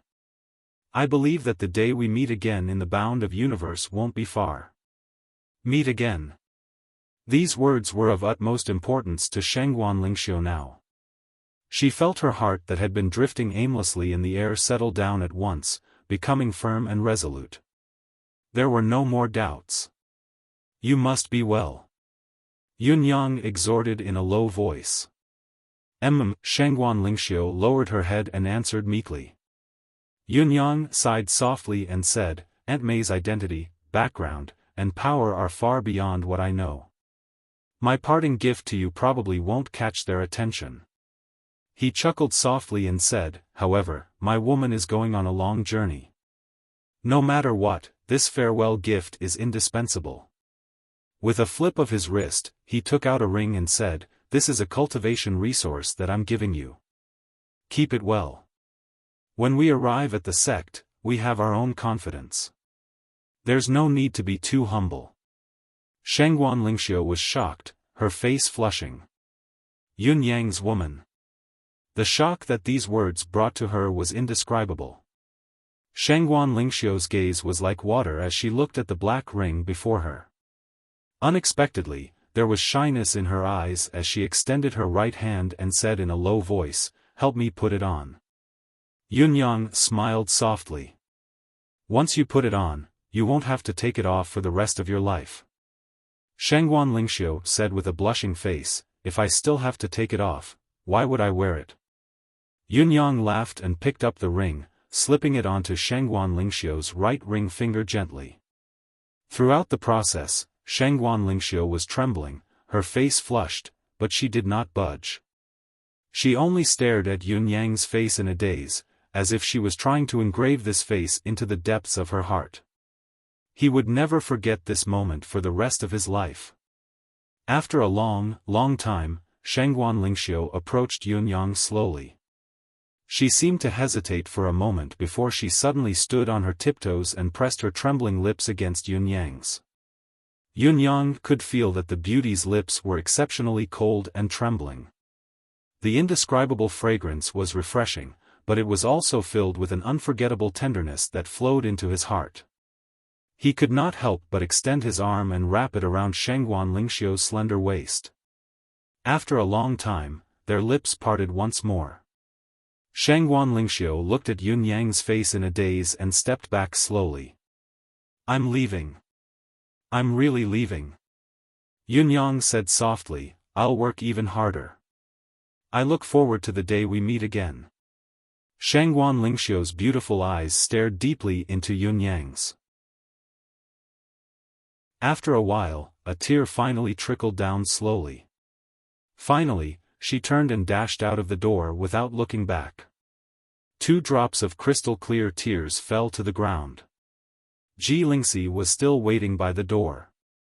He almost collided with Shangguan Lingxiu, but just as he took a step back, Shangguan Lingxiu had already hugged him tightly. Instantly, Ji Lingxi felt her shoulder drenched in tears. It was unknown if the protective red light was sexist or if it was accurate in judging the intention of the person close to it, but it did not appear to disrupt the situation. Seeing Shangguan Lingxiu like this, Ji Lingxi was enlightened. Her tears fell uncontrollably as she hugged Shangguan Lingxiu tightly. "Sister Lingxiu, take care. I'll wait for you to come back with Yun-yang. I'll catch up to you as soon as possible." The 2 girls could not stop sobbing as they hugged each other. Aunt May, who was dressed in white, stood on the side with her arms folded. Her sharp eyes watched the two girls' tears, especially Ji Lingxi's. After a while, she lowered her head, but the expression on her face was much gentler. It's rare to find a heart of innocence. Finally. Under Yunyang and Ji Lingxi's longing gazes and old Mistress Shengguan's reluctant face, Aunt May, who was dressed in white, said faintly, "How can there be an end to the love between a man and a woman? Don't sink into the path to heaven." Chapter 8:16. With a wave of her hand, a black hole the size of a house appeared in the sky with a soft hiss. On the other side of the black hole, it was not endless darkness but beautiful scenery. One could even see a clear lake on the other side. In the next moment, the lady in white brought Shengguan Lingxiu along and both of them went to the lake on the other side of the black hole with a slight movement. They were within sight, but they were already in two different worlds. Aunt May, the lady in white, waved her hand in their direction and the black hole disappeared swiftly. In the blink of an eye, the space returned to its original state, the scenery on the other side no longer visible. Ji Lingxi sucked in a breath and said, "So, going from one world to another under the hands of a true almighty master, it's so easy, so effortless, by the lake in another world." The lady in white looked at Shengguan Lingxiu curiously. "Look, what did your lover give you as a parting gift? How dare he claim to be so confident? I'm rather curious, where did his confidence come from?" Two words of confidence, interdependent and interdependent. Whether it was true or not, however, was yet to be determined. Shengguan Lingxiu opened the spatial ring with a blush and said after a glance, "What is this? I don't recognize it at all. I've never seen it before. It's probably some pretty purple crystals. What kind of ore is it?" Aunt May hummed in agreement and said in surprise, "Purple crystals? Or? Let me have a look at one." Shengguan Lingxiu fished one out from the spatial ring just now and felt a thick wave of spiritual qi assaulting her immediately. It was suffocating. Shocked, she quickly channeled her cultivation method to resist it and cried out involuntarily, "What is this? Why is it so domineering? It's a supreme-grade purple crystal." Aunt May recognized it with a single glance. She was slightly surprised as she said, "Yes, it's not just supreme grade. It should be God grade. Although I have this thing here and it's not rare, it's as difficult as ascending the heavens to find a God-grade purple crystal like this in a continent that's barren with resources like yours. This fellow is generous, but you can't handle this for now. You'll need to cultivate again before you can use it." Then he asked curiously, "How much did he give you?" Shengguan Lingxiu took a look and exclaimed in surprise, "A lot." She paused and said, "Very much so." This time, Aunt May was really a little curious. "Let me see all of them. These are pure energy crystals. Although they aren't very rare, it takes time to condense them. I don't have a lot of them with me." He's really interested in you. When he took a look, he couldn't help but jump in shock. 10,000 yuan. Her shock was not due to the number of purple crystals Yunyang had given her. At her level, purple crystals were easily obtainable. It could be said that she could have as many as she wanted. At most, it would just take her some time. However, for a mighty person like her, time was no longer a problem. What truly shocked her was that Yunyang was actually generous enough to give away so many resources in one go in a place like the Tianxian continent, where resources were extremely scarce. This was no longer a matter of generosity, it was simply unbelievably generous. This kind of sincerity is very heavy. Aunt May sighed softly, "It's easy to find a priceless treasure, but it's hard to find a lover. You must cherish it." Shengguan Lingxiu looked blissful. "Oh, there's something else. I almost got a treasure." Aunt May flipped through the items and found another good item. She could not help exclaiming in admiration after examining it with her deific consciousness, I didn't expect it to be this. This is the real good stuff. Lingxiu, it looks like this fiancé of yours really has you in his heart. You mustn't let him down in the future. If you really do, I'll be the first to not forgive you. Shangguan Lingxiu said shyly, what are you talking about, master? Aunt Mei retrieved a piece from the spatial ring with a swoosh. It was a huge lotus leaf. It was emerald green and glistening. A lotus leaf? This is. Shangguan Lingxiu said in surprise. She had seen the lotus leaf almost immediately when she was checking the items in the spatial ring, but she did not pay much attention to it. To her, Yun Yang's gift to her had a greater symbolic meaning, and the amethyst looked better as well. She had almost walked away with a treasure indeed. This isn't an ordinary lotus leaf. Aunt Mei said seriously, this is a treasure of heaven's will. I'll teach you the method later. Infuse your own blood into this lotus leaf. After the blood bond is completed, this lotus leaf can change its form according to your will. Any saber or sword can change into a myriad of forms, all of them as one. Similarly, they're indestructible and indestructible. Similarly, it can be turned into clothes. If it's turned into clothes, not only will it be invulnerable to weapons and water and fire, it'll also be immune to all evils and demons. Aunt Mei clicked her tongue in admiration. This Yun brat is really willing. I really have a whole new level of respect for him now. There aren't many men who can do something like this. You're really lucky. Shangguan Lingxiu looked bashful. Other than bliss, there was only contentment. She was in high spirits and proud of herself. I didn't expect that even I would have times where I've misjudged it. I'm afraid you'll have to think about what you want it to become next. I'll ask your grandmaster to bless you. Aunt Mei's tone suddenly turned gloomy. Shangguan Lingxiu was unfazed by the change and said in surprise, Master, didn't you say that this is a treasure of heaven's will and has the magical ability to transform at will?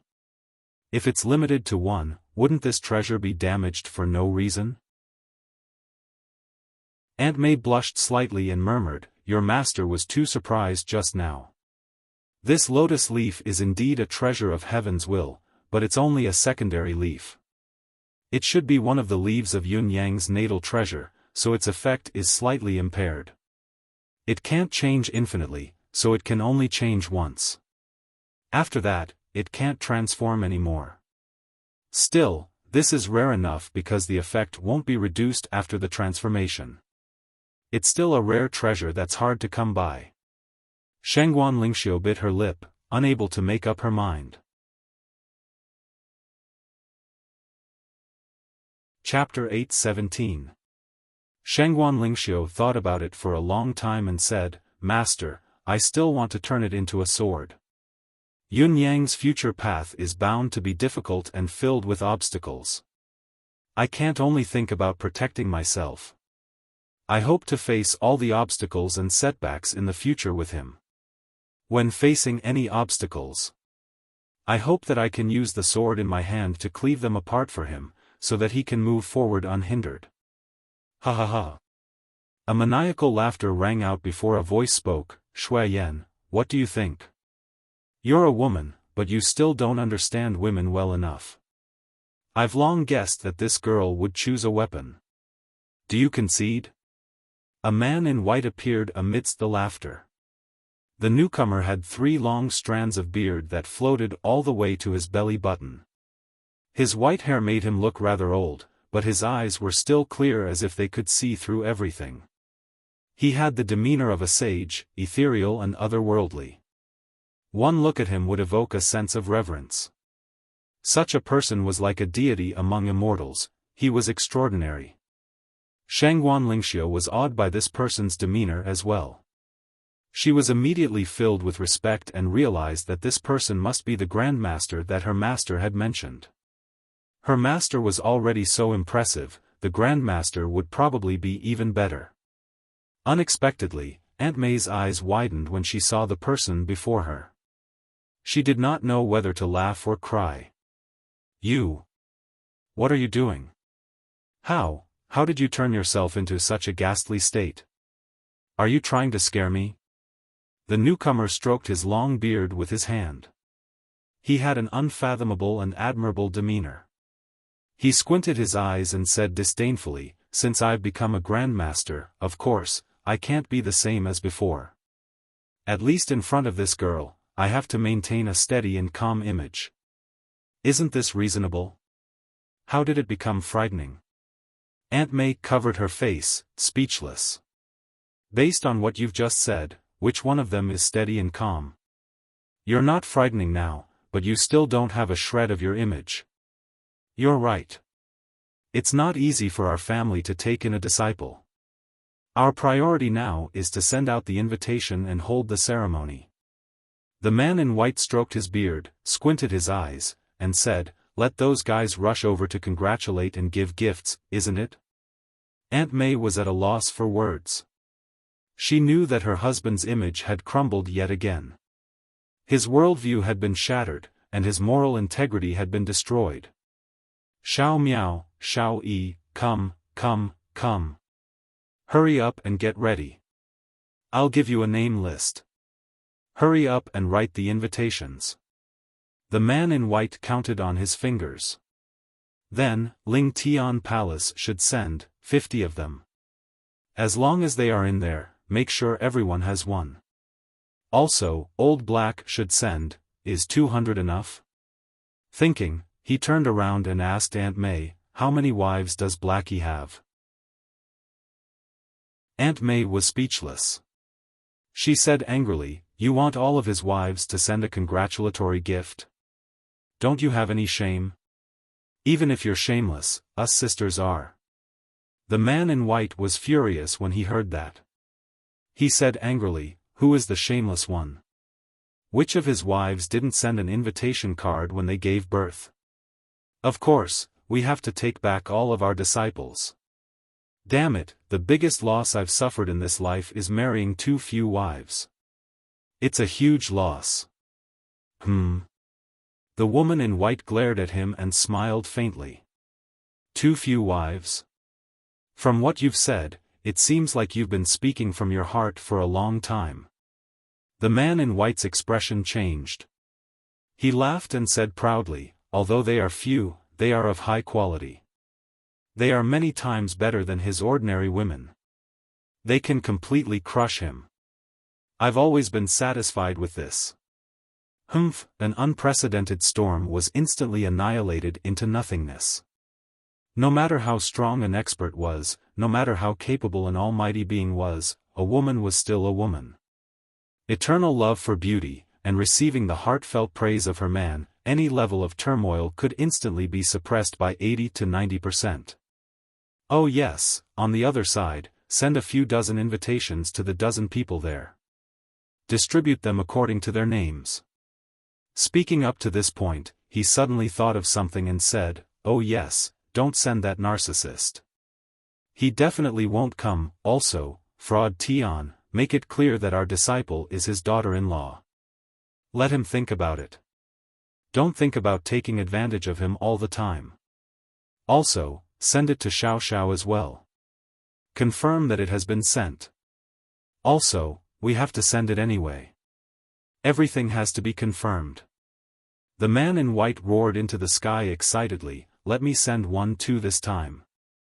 The corners of Shengguan Lingxiu's lips twitched. She felt that this grandmaster of hers was strange no matter how she looked at him. It was so different from her first impression. Could it be that one really could not judge a book by its cover? The woman in white said, "Are you sure you want to send it to Old Black as well?" The man in white thought about it and said, "Your concern is reasonable. We won't send it to Old Black, lest we alarm the evil. You people are all full of evil tricks. You're just the eldest brother talking about the second brother. Do you really think you're a good person?" A few women's voices chuckled at the same time. Shengguan Lingxiu was bewildered, not knowing what was happening before her. He could clearly understand every single word, but when he carefully pondered over the true meaning of every single word, he could not understand the specific meaning at all. However, Shangguan Lingxiu was shocked to find herself drowning in all sorts of gifts. It was just a grand master, a few mistresses, and her own master's greeting gifts, but it was already a dazzling array of gifts.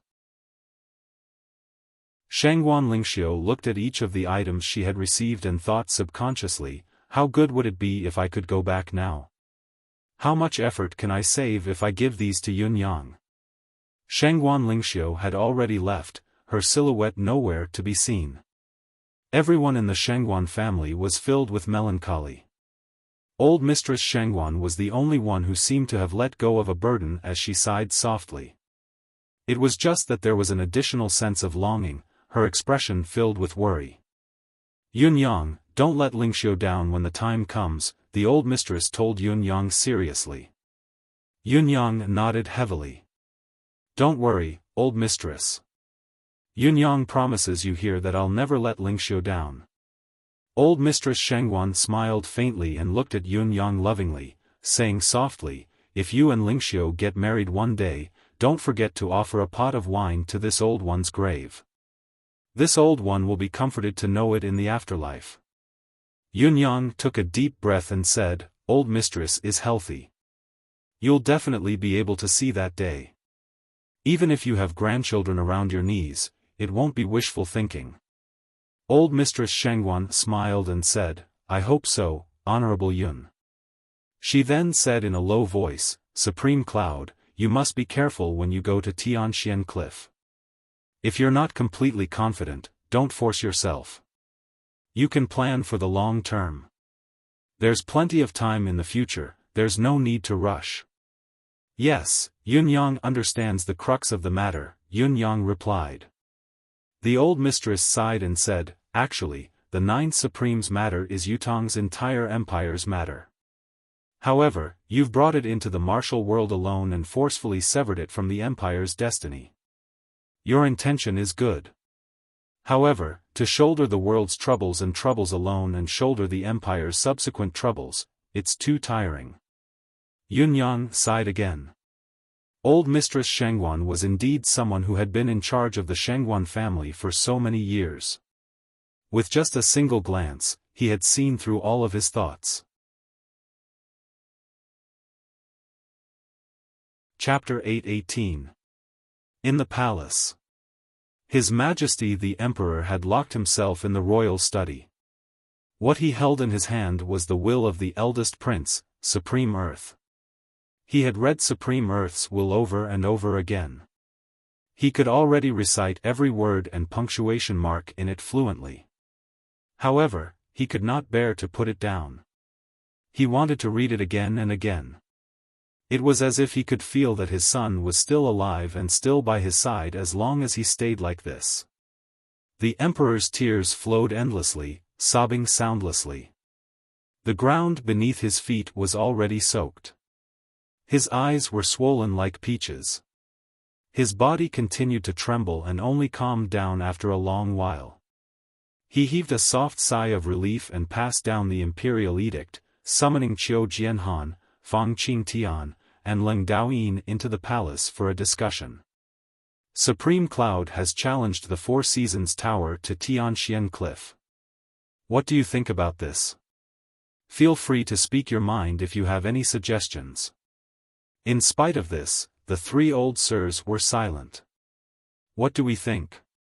What can we think? The Emperor looked solemn as he said seriously, Supreme Cloud is an important official of the Empire, the spiritual leader of Yutong, the guardian of the nation. All this while, he has fought for the Empire, his meritorious service is unparalleled. He has given so much for the Empire and now, he is willing to draw the enemy out of the country for the sake of the Empire. For the Empire, he is willing to bear endless grievances to separate himself from the possible political whirlpool. Everything is for the stability of the Empire, for Yutong's future. To this day, can we only watch as Supreme Cloud continues to bear so many burdens alone? Can we sit back and enjoy the fruits of others' labor with a clear conscience? His Majesty asked sharply, Are you just going to watch Supreme Cloud fight for the country? How can we bear to do so? How can we feel at ease? The Four Seasons Tower has never been Supreme Cloud's only enemy, it's the entire empire of Yutong's enemy. The emperor said angrily, at this moment, us old fellows already know what many people in the empire of Yutong have done in the previous battle at Tianxian Cliff. Then, can we put in some effort and do something in this battle at Tianxian Cliff?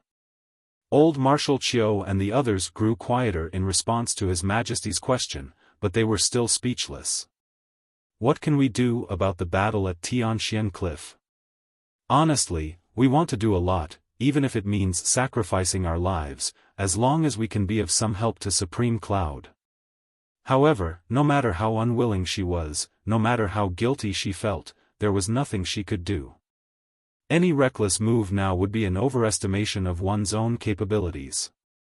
It would only be futile and even self-destructive. It would be fine if it was only a waste of effort or harm to oneself, but perhaps Supreme Cloud would be implicated because of his reckless move in trying to save those who had overestimated themselves. It would instead be a great burden, dragging others and himself down. Your Majesty, the Empire doesn't have the manpower to intervene in this war at all. Not only will it be futile to force it, but it will also become a burden to both the Empire and the Empire. Xiao Jianhan heaved a long sigh. His Majesty closed his eyes, almost suffocating from the words. My command. The Emperor said emotionlessly with his eyes closed, Fu Baogua, come out of the Fortress of Resilience and await orders. Pay close attention to Tianxian Cliff. Assist Supreme Cloud at any time. If Supreme Cloud is in danger, even if the 400,000 troops on the eastern border are all killed, Supreme Cloud's safety must be guaranteed. Fang Qingtian was shocked. Your Majesty, calm down. Don't act impulsively. I am very calm now. This is a decision made after careful consideration. The Emperor said softly, I must do something. Otherwise, how can I feel at ease? Leng Daoyin and the other two generals sighed simultaneously, knowing that His Majesty had made up his mind and could not be shaken.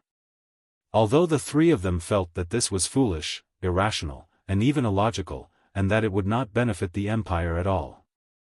In fact, it might even harm the Empire's plans to unify the Empire. However, surprisingly, everyone felt a sense of comfort and warmth in their hearts. Following such an emperor, no matter what the outcome was, it was worth it. No matter what, he could see everyone's contribution and sacrifice, and he responded equally. That in itself was already very enough. At the same time, investigate in secret. His Majesty said, I remember that when Supreme Cloud snuck into Zio for a massacre, he was acquainted with Jun Moyan, the unrivaled swordsman in the world. We will do everything possible to find Jun Moyan. I hope that he can lend Supreme Cloud a hand in this battle. No matter what condition he has, he can agree to it immediately, including the western border troops' withdrawal from Zio. Your Majesty, how can this be? The western border troop has won a great victory, and the complete annihilation of Zio is a foregone conclusion. There's only a little time left. How can we give Zio a chance to breathe now? This cannot be done. Why can't it be done? If we can ensure that Supreme Cloud can retreat unscathed, so what if Zio isn't destroyed for now? The Empire of Zio is now at its last breath, struggling at death's door. If this can be exchanged for Supreme Cloud's life, it should be done. You are right, Your Majesty. We will do it immediately. Let's leave it at that for now. The Emperor waved his hand tiredly and seemed to recall something, saying, mobilize the people to write a memorial for Supreme Cloud and the 9 Supremes, erect a monument in Tiantang Square. Confer Supreme Cloud as the nation's protector. For generations to come, as long as Yutong's bloodline still rules the world, all major ceremonies and national providence offerings shall be worshipped to Supreme Cloud first, then the ancestors. The three elders trembled abruptly. This was too heavy a burden. With this, there was no doubt that Supreme Cloud was already above the imperial authority. However, it was obvious that the emperor thought it was not enough, as he added, "From now on, Supreme Cloud is a living saint in Yutong. From today onwards, he shall be worshipped by the people and enjoy Yutong's providence." At this time, Yunyang and Ji Lingxi had already left Tiantang City and were walking towards the south gate. Bai Yixue and Fang Mafei stood at the city gate, sending them off with their heads raised. Reluctance was written all over their faces. "All of you have your own paths. Work hard to move forward, don't be negligent. If all of you continue to follow me, you'll lose yourselves and become my henchmen, my subordinates. This is an outcome I don't wish to see. I hope that each of you is an individual that exists independently, that each of you has your own glory. Each of you can become a hero. I see all of you as my friends and brothers. These 3 rings, one for each of you. Lao Mei will have the last one. After we part ways today, perhaps I'll come back. Perhaps, I'll leave right away. If there's a chance, let us meet again in the bound of universe."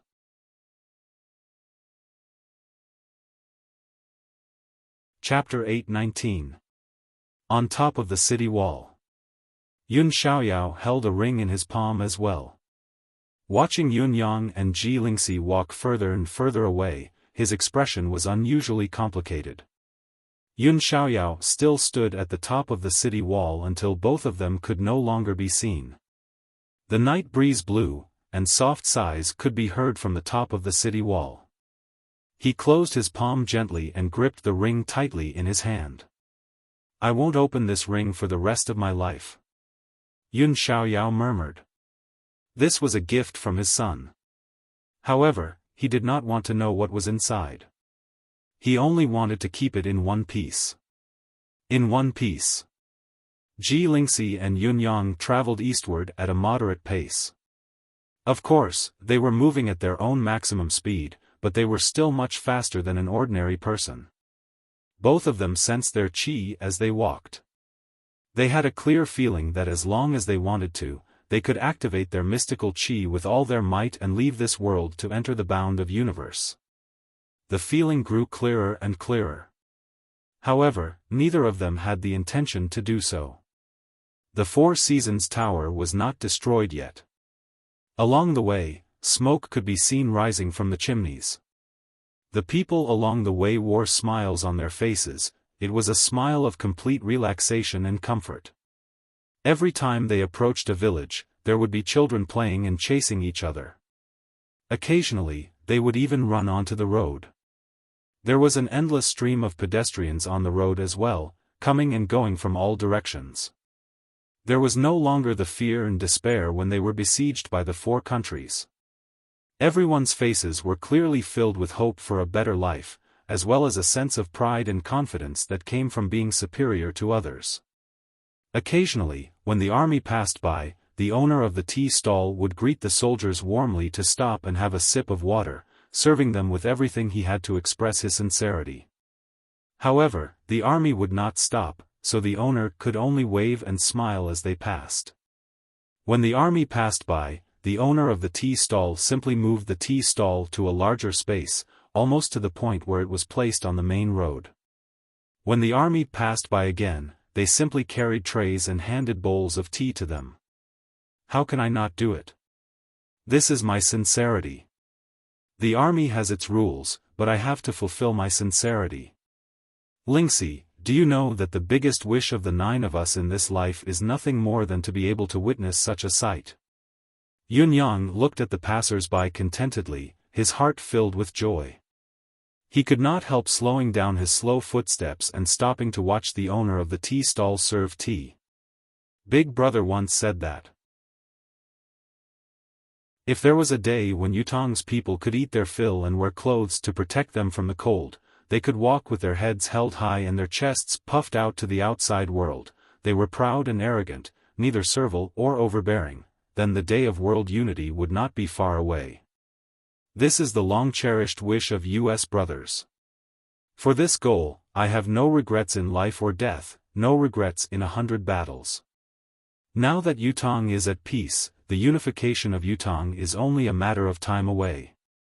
Correspondingly, the people's confidence and self-esteem were all established. Yutong already has an indestructible backbone. As long as this backbone remains, our efforts will not be in vain. Yunyang said in relief, in other words, the goal that we've fought for our entire lives can be considered accomplished.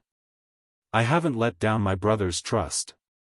When we meet again, I have the face to look them in the eye. I'm so happy and excited. Ji Lingxi said respectfully, all of you are remarkable people. You and my brother are, and so are the other brothers. Yunyang laughed. You're right. Everyone is. Ji Lingxi said, you mean that you won't participate in Yutong's battle to unify Tianxian in the future? That's right. Yunyang nodded and said, the situation is clear now. Whether Supreme Cloud is involved or not, this world, Tianxian continent, will definitely be unified in Yutong's hands. It's only a matter of time. Supreme Cloud's existence is more of a spiritual function now. Previously, what I saw on Yutong's people's faces was passion and indignation, but more of it was numb pain and despair. Now, every citizen's face is filled with pride and ambition. Yunyang smiled and said, this is the foundation of prosperity, the foundation that will never change. Ji Lingxi pondered and asked, but, why would the other countries think that it's a good thing for Yutong to unify the world? The human heart has always been biased. It's only right. Yunyang said faintly, unifying and being unified are not the same. Even if it's a war, it's hard to say who's right and who's wrong. It's just that everyone has their own standpoint. From an individual standpoint, everyone is right, including Han Sanhe, Zi Yuanlong, Xiao Jianhan, and me. All of our choices are right, they're all beneficial to the country's subjects and people. From what I can see, most of the sovereigns would think that unifying the world in their hands is the best thing for the people. Firstly, it's a sense of ambition, a desire, a sense of accomplishment. At the same time, it's a sense of mission. They all feel that they can govern the world well, that they can benefit the people, and that they can shine for generations to come. Yunyang's voice was slow. However, it has never been up to them to decide who is the true overlord of the world. Only the general trend of the world can decide, it can be concluded. Yutong has been at the core of war for so many years. Millions of people have been oppressed and oppressed. Sacrifices are embedded in the hearts of almost every Yutong citizen. For a country like this, as long as we're given the slightest bit of hope, we can start a prairie fire. With this as the foundation, if we don't unify the world, who else is more qualified? At the end of the day, it's still the same saying. There's no right or wrong in this world, there's only strength and weakness, only standpoint and choice. We've grown step by step from being bullied by other countries to where we are now. The backbone that's grown in war is something that no one can beat, it can't be crushed. Yunyang was in high spirits as he looked at the roadside. As the weather gradually warmed up, there was already a layer of emerald green, swaying with the wind, filled with the air of life and exuberant vitality. A young boy ran out from the roadside, blinking his big eyes when he saw Yunyang and Ji Lingxi. Uncle, do you want to come in for a cup of tea? Yunyang laughed and patted the boy's head, saying, Uncle isn't thirsty. What's your name? The boy was rather shy as he answered, I'm Sanhuzi. Sanhuzi. Yunyang chuckled, amused. I guess you have two older brothers, Dehuzi and Erhuzi. Am I right? The boy looked at Yunyang in surprise. Uncle, how did you know? Are you a relative of ours? How do I know you? I have a very good memory. Ji Lingxi could not help giggling. Yunyang said, where are your two older brothers? Aren't they home? Why didn't they bring you along to play? The boy said excitedly, both of my older brothers have become generals. They're all great heroes. Mama said that they're with Daddy, they're all great heroes, great generals. Wuxia even offered incense and prayed for them during the spring festival this year. She was with her father, offering incense. Chapter 820. Yunyang was taken aback as he looked at the white couplet that had yet to fade on the tea-house. Only half of it remained after the wind and rain, dancing in the wind. Yunyang's thoughts raced, feeling an indescribable bitterness in his heart. After a while, he said softly, not bad at all. They are all great heroes, Yutong's good men. San Wuxia, you have to be a hero too when you grow up. Yes. The boy said proudly, I won't embarrass my brother and father. Our family is Yutong's heroes. Yunyang forced a smile. His hand that was caressing the boy's head glowed with a purple qi. An extremely pure innate purple qi then melted into the boy's body. Unbeknownst to him, 4 of the 3 chakras in the boy's body had been awakened by Yunyang's innate purple qi. The remaining purple qi was hidden in the boy's other chakras, waiting for him to begin his cultivation, and he would be able to break through step by step. At the same time, a cultivation method had entered the boy's mind. The boy felt a wave of dizziness. His body swayed and he suddenly fell to the ground, unconscious. San Wuxia. A woman in a coarse dress and hairpin dashed out from the tea-house, her expression unusually anxious. It's all right. Yunyang said softly, San Wuxia will be fine after a nap. He'll be outstanding from now on, even more outstanding than his father and brother. The woman glared at Yunyang angrily and said, Who are you? What did you do to San Wuxia? Yunyang smiled. San Wuxia is a good child. I won't harm him. The woman, who was initially filled with rage, felt that Yunyang's smile was too warm, her resentment dissipating into thin air. The more she looked at the handsome face, the more familiar it seemed, but she could not recall where she had seen it before. She could not help but be puzzled. Who are you? Why do I feel like I've seen you somewhere before? Are you my relative? Yunyang smiled and turned to leave. Take good care of the child. Your family's efforts will be rewarded eventually. Yutong will not forget your contributions. Before his words echoed in the air, Yunyang and Ji Lingxi had already disappeared at the end of the road. The woman hugged her child and thought hard, who is this young man? Why can't I remember? My memory is very good, I must have seen it before, but why can't I remember? Suddenly, he felt something in his hand. Lowering his head, he saw 2 banknotes in his hand. Each of them was worth 1,000 taels. Looking at the 2 large banknotes in front of him, his heart couldn't help but pound wildly. Was this left behind by that young man? Why did he give me so much money? Could it be that he was really a relative of mine who pitied me, an orphan and a widow? Could it be that my memory wasn't as good as I thought? How could I forget such an outstanding relative? He returned to the tea-house absent-mindedly and inadvertently saw the portrait of Lord Supreme Cloud on the wall that he had spent a silver tael to invite back. At a time when many people were fighting over him, he used his status as a soldier's family member and a martyr's family member to invite him back with 1 tael of silver. In the portrait, there was a smiling, handsome, and dignified young master dressed in purple. His eyes seemed to be looking at her warmly. The woman's mind suddenly jolted as she finally remembered who the person was. She cried out involuntarily, It's Lord Supreme Cloud. As soon as she came back to her senses, she dashed out like a madman. Looking at the end of the road, tears streamed down her cheeks. Then, she dropped to her knees and kowtowed continuously as a sign of respect, sobbing uncontrollably. It was an indescribable excitement, pride, and joy that came from the bottom of her heart. For some reason, the neighbors crowded around her. Third aunt, what are you doing? The woman lifted her tear-stained face, crying and laughing at the same time.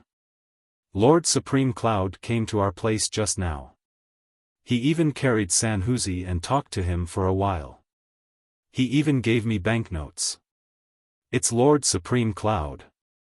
Without exception, everyone was shocked when they heard this. A few of them immediately beat their chests and stomped their feet. I knew it, I knew it. I saw two people from afar, like immortals descending to the mortal world, talking to Sanhuzi. I thought they were passing merchants. But it's Lord Supreme Cloud.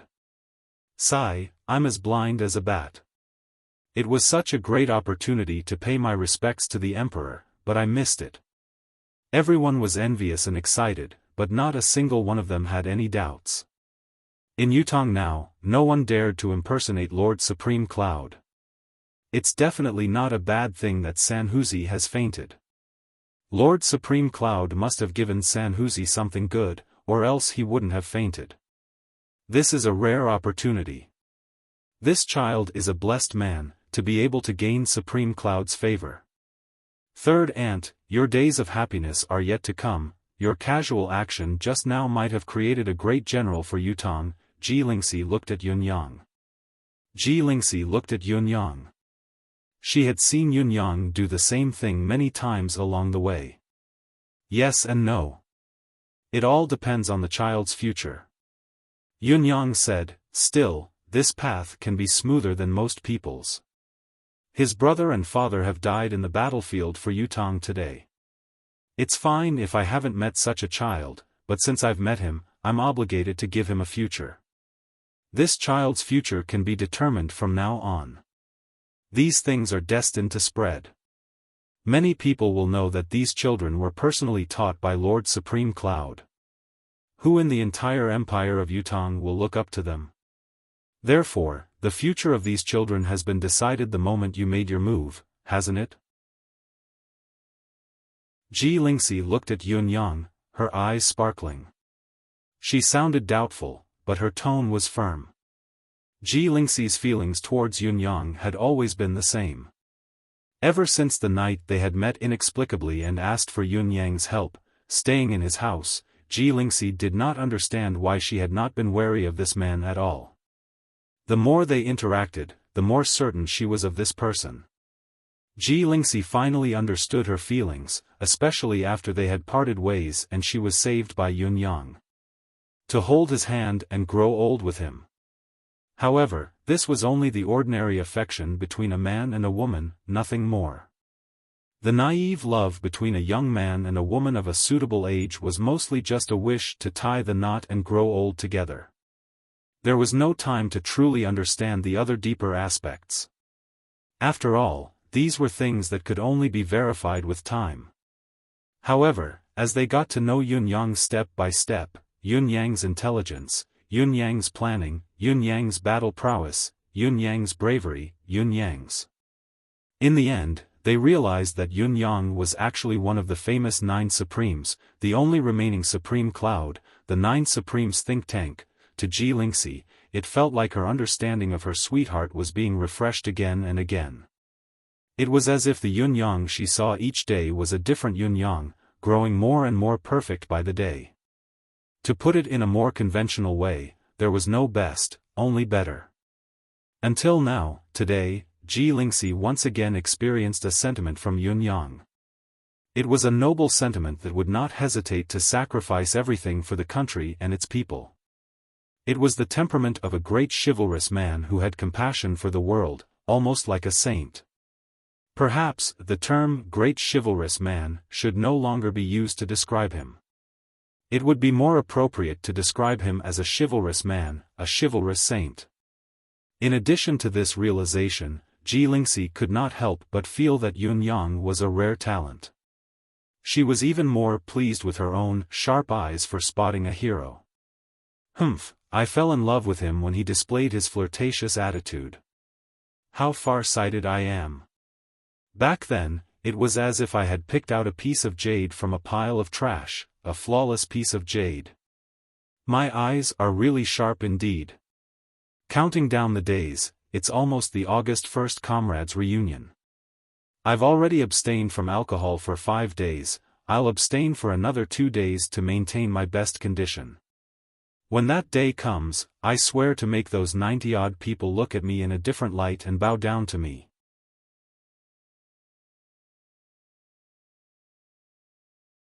Chapter 821.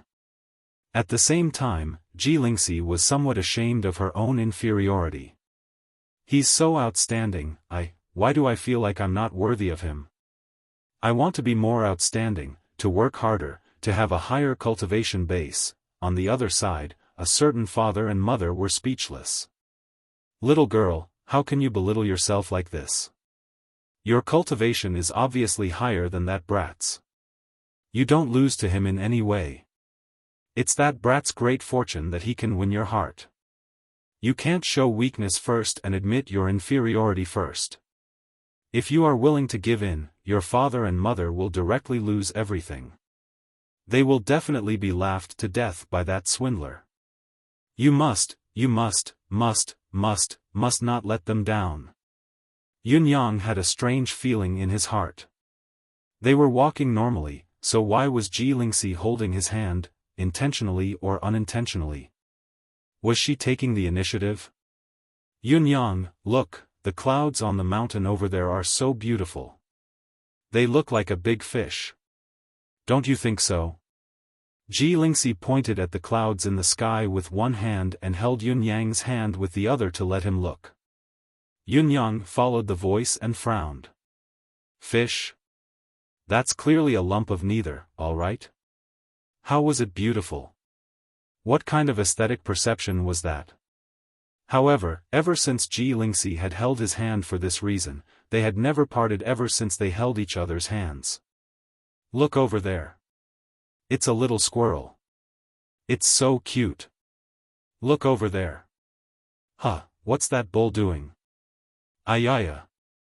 Why are those 2 dogs stacked on top of each other? Ugh. Don't look. Yunyang was exasperated for a long time. This was the place of a life and death duel, but why did it become a sweet sightseeing trip in Lingxi's eyes? Both of them had set off a day later.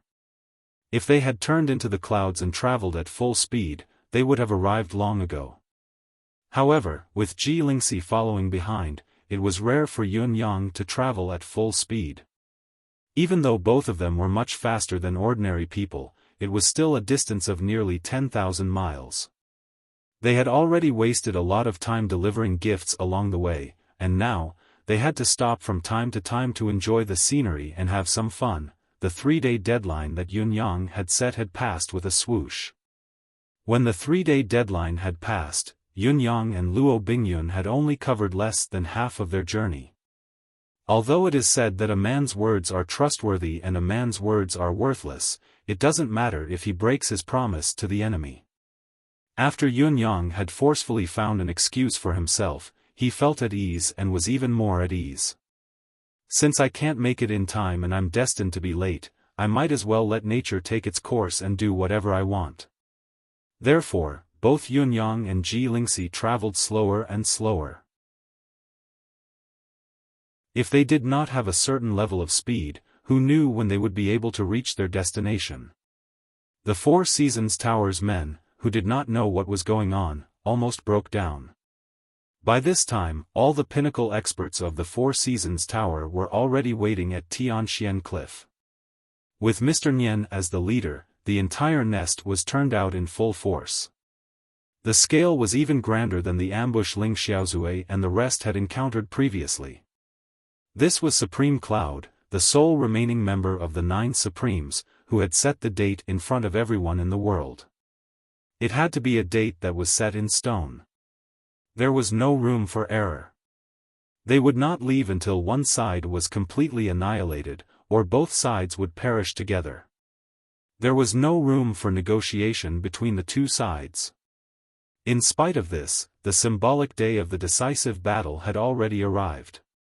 The Four Seasons Tower had made all the necessary preparations. Once Yunyang was killed, the mission would be complete and the fact that the Four Seasons Tower was unshakable would be proven once again.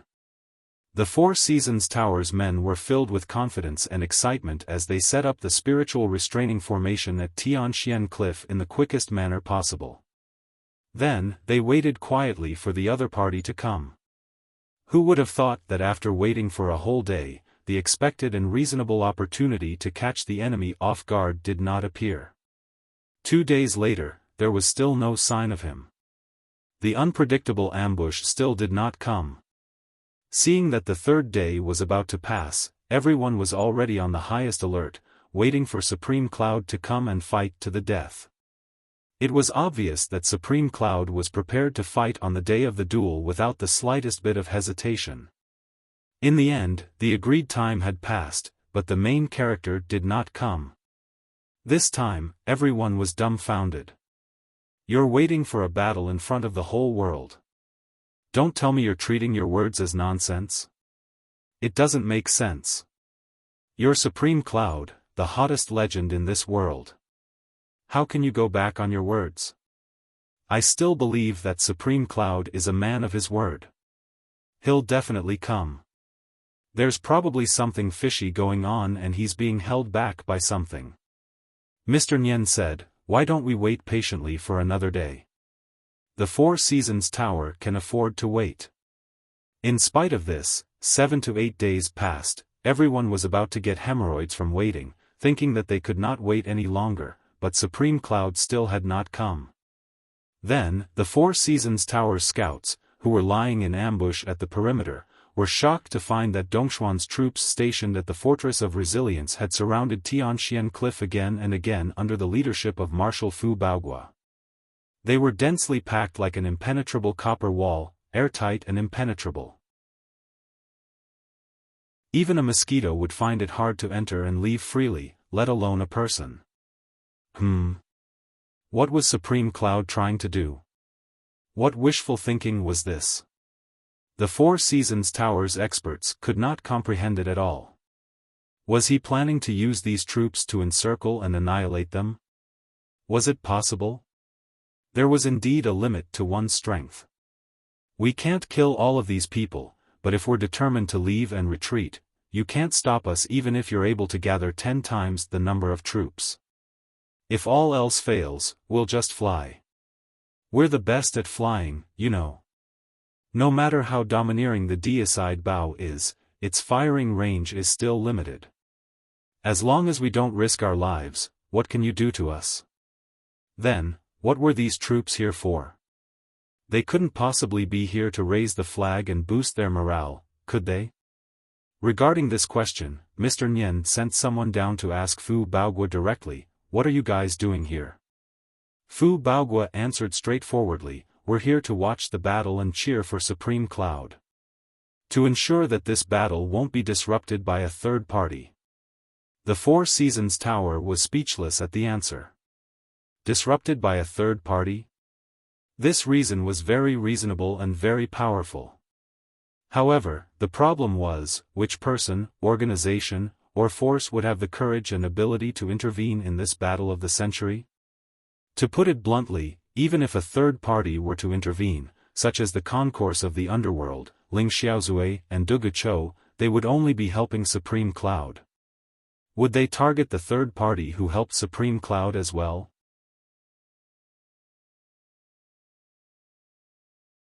Chapter 822. Stay here if you want to. After all, the shockwaves alone can kill a lot of people when the fight really breaks out. If you're not afraid of death, do you think we're afraid of killing you by mistake? We really don't mind at all. However, after waiting for a few more days and there was still no movement, the Four Seasons Tower finally lost their patience. They sent someone to investigate. The scout flew out anxiously, searching everywhere like a bolt of lightning. It was only after he had traveled a third of the distance that he saw Yun Yang leisurely strolling over on the path below. At that speed, he would only be able to cover a few hundred miles in a day. Compared to a third of the total distance, he would have to walk for at least another 10 days. What was even more infuriating was that he clearly had a rare horse by his side, but he just didn't ride it. Instead, he led the horse along the way. Seeing this, the Four Seasons Tower's expert was infuriated. "We're waiting for you over there, hoping for you, but here you are, leading a horse with one hand and a beauty with the other, so leisurely. May I ask if you're walking the horse or flirting with the girl? It doesn't look like you're in a hurry to meet the duel." Yun Yang was climbing a mountain with Ji Lingxi, admiring the beautiful view of the rolling clouds from the top of the mountain when he heard a strange sound coming from the sky. A black-clothed man fell to the ground like a meteor. His momentum was not small at all. The newcomer glared at both of them. "Lord Supreme Cloud, what do you mean by this?" From the tone of his words, it was obvious that the newcomer was from the Four Seasons Tower. Yun Yang rolled his eyes. "What is it?" "We've agreed to settle our grudges at Tianxian Cliff 3 days later, but Lord Supreme Cloud, you're still not there yet." "What do you mean by this?" The man in black was furious. "Have you forgotten the agreement, Lord Supreme Cloud?" Yun Yang replied matter-of-factly, "How can I forget? How can I forget the duel I set myself? My memory is definitely better than yours. You're worrying too much." The man in black said angrily, "Then why are you still here? A man's words are meant to be kept, and a man can't stand without his word. I didn't expect Lord Supreme Cloud to go back on his word." "Do you think you're a man of your word?" Yun Yang replied, "Go back on my word? Don't you think your words have gone too far?" The man in black replied, "Up until today, Lord Supreme Cloud, you've exceeded the agreed time limit by a whole 9 days. It was supposed to be 3 days later, but now it was already the 12th day. I wonder how Lord Supreme Cloud would justify himself." Yun Yang said slowly, "Look, you know that I said 3 days later that day. Isn't it 3 days later now?" The man in black, Yun Yang said, "Whether it's the 12th day later or the 13th day later, it's still 3 days later. I remember the battle 3 days later, I dare not forget it. However, as for which day it will be 3 days later, it's up to me, the one who made the agreement, to decide, not you. That's how it should be. What's self-justifying? Isn't that what the logic says?" The man in black was so angry that he almost spat out a mouthful of blood. His entire body trembled as he gritted his teeth and hissed, "Shameless! Shameless! Utterly shameless! I didn't expect the 9 Supreme think tank to be such a shameless person. How insane! It's infuriating."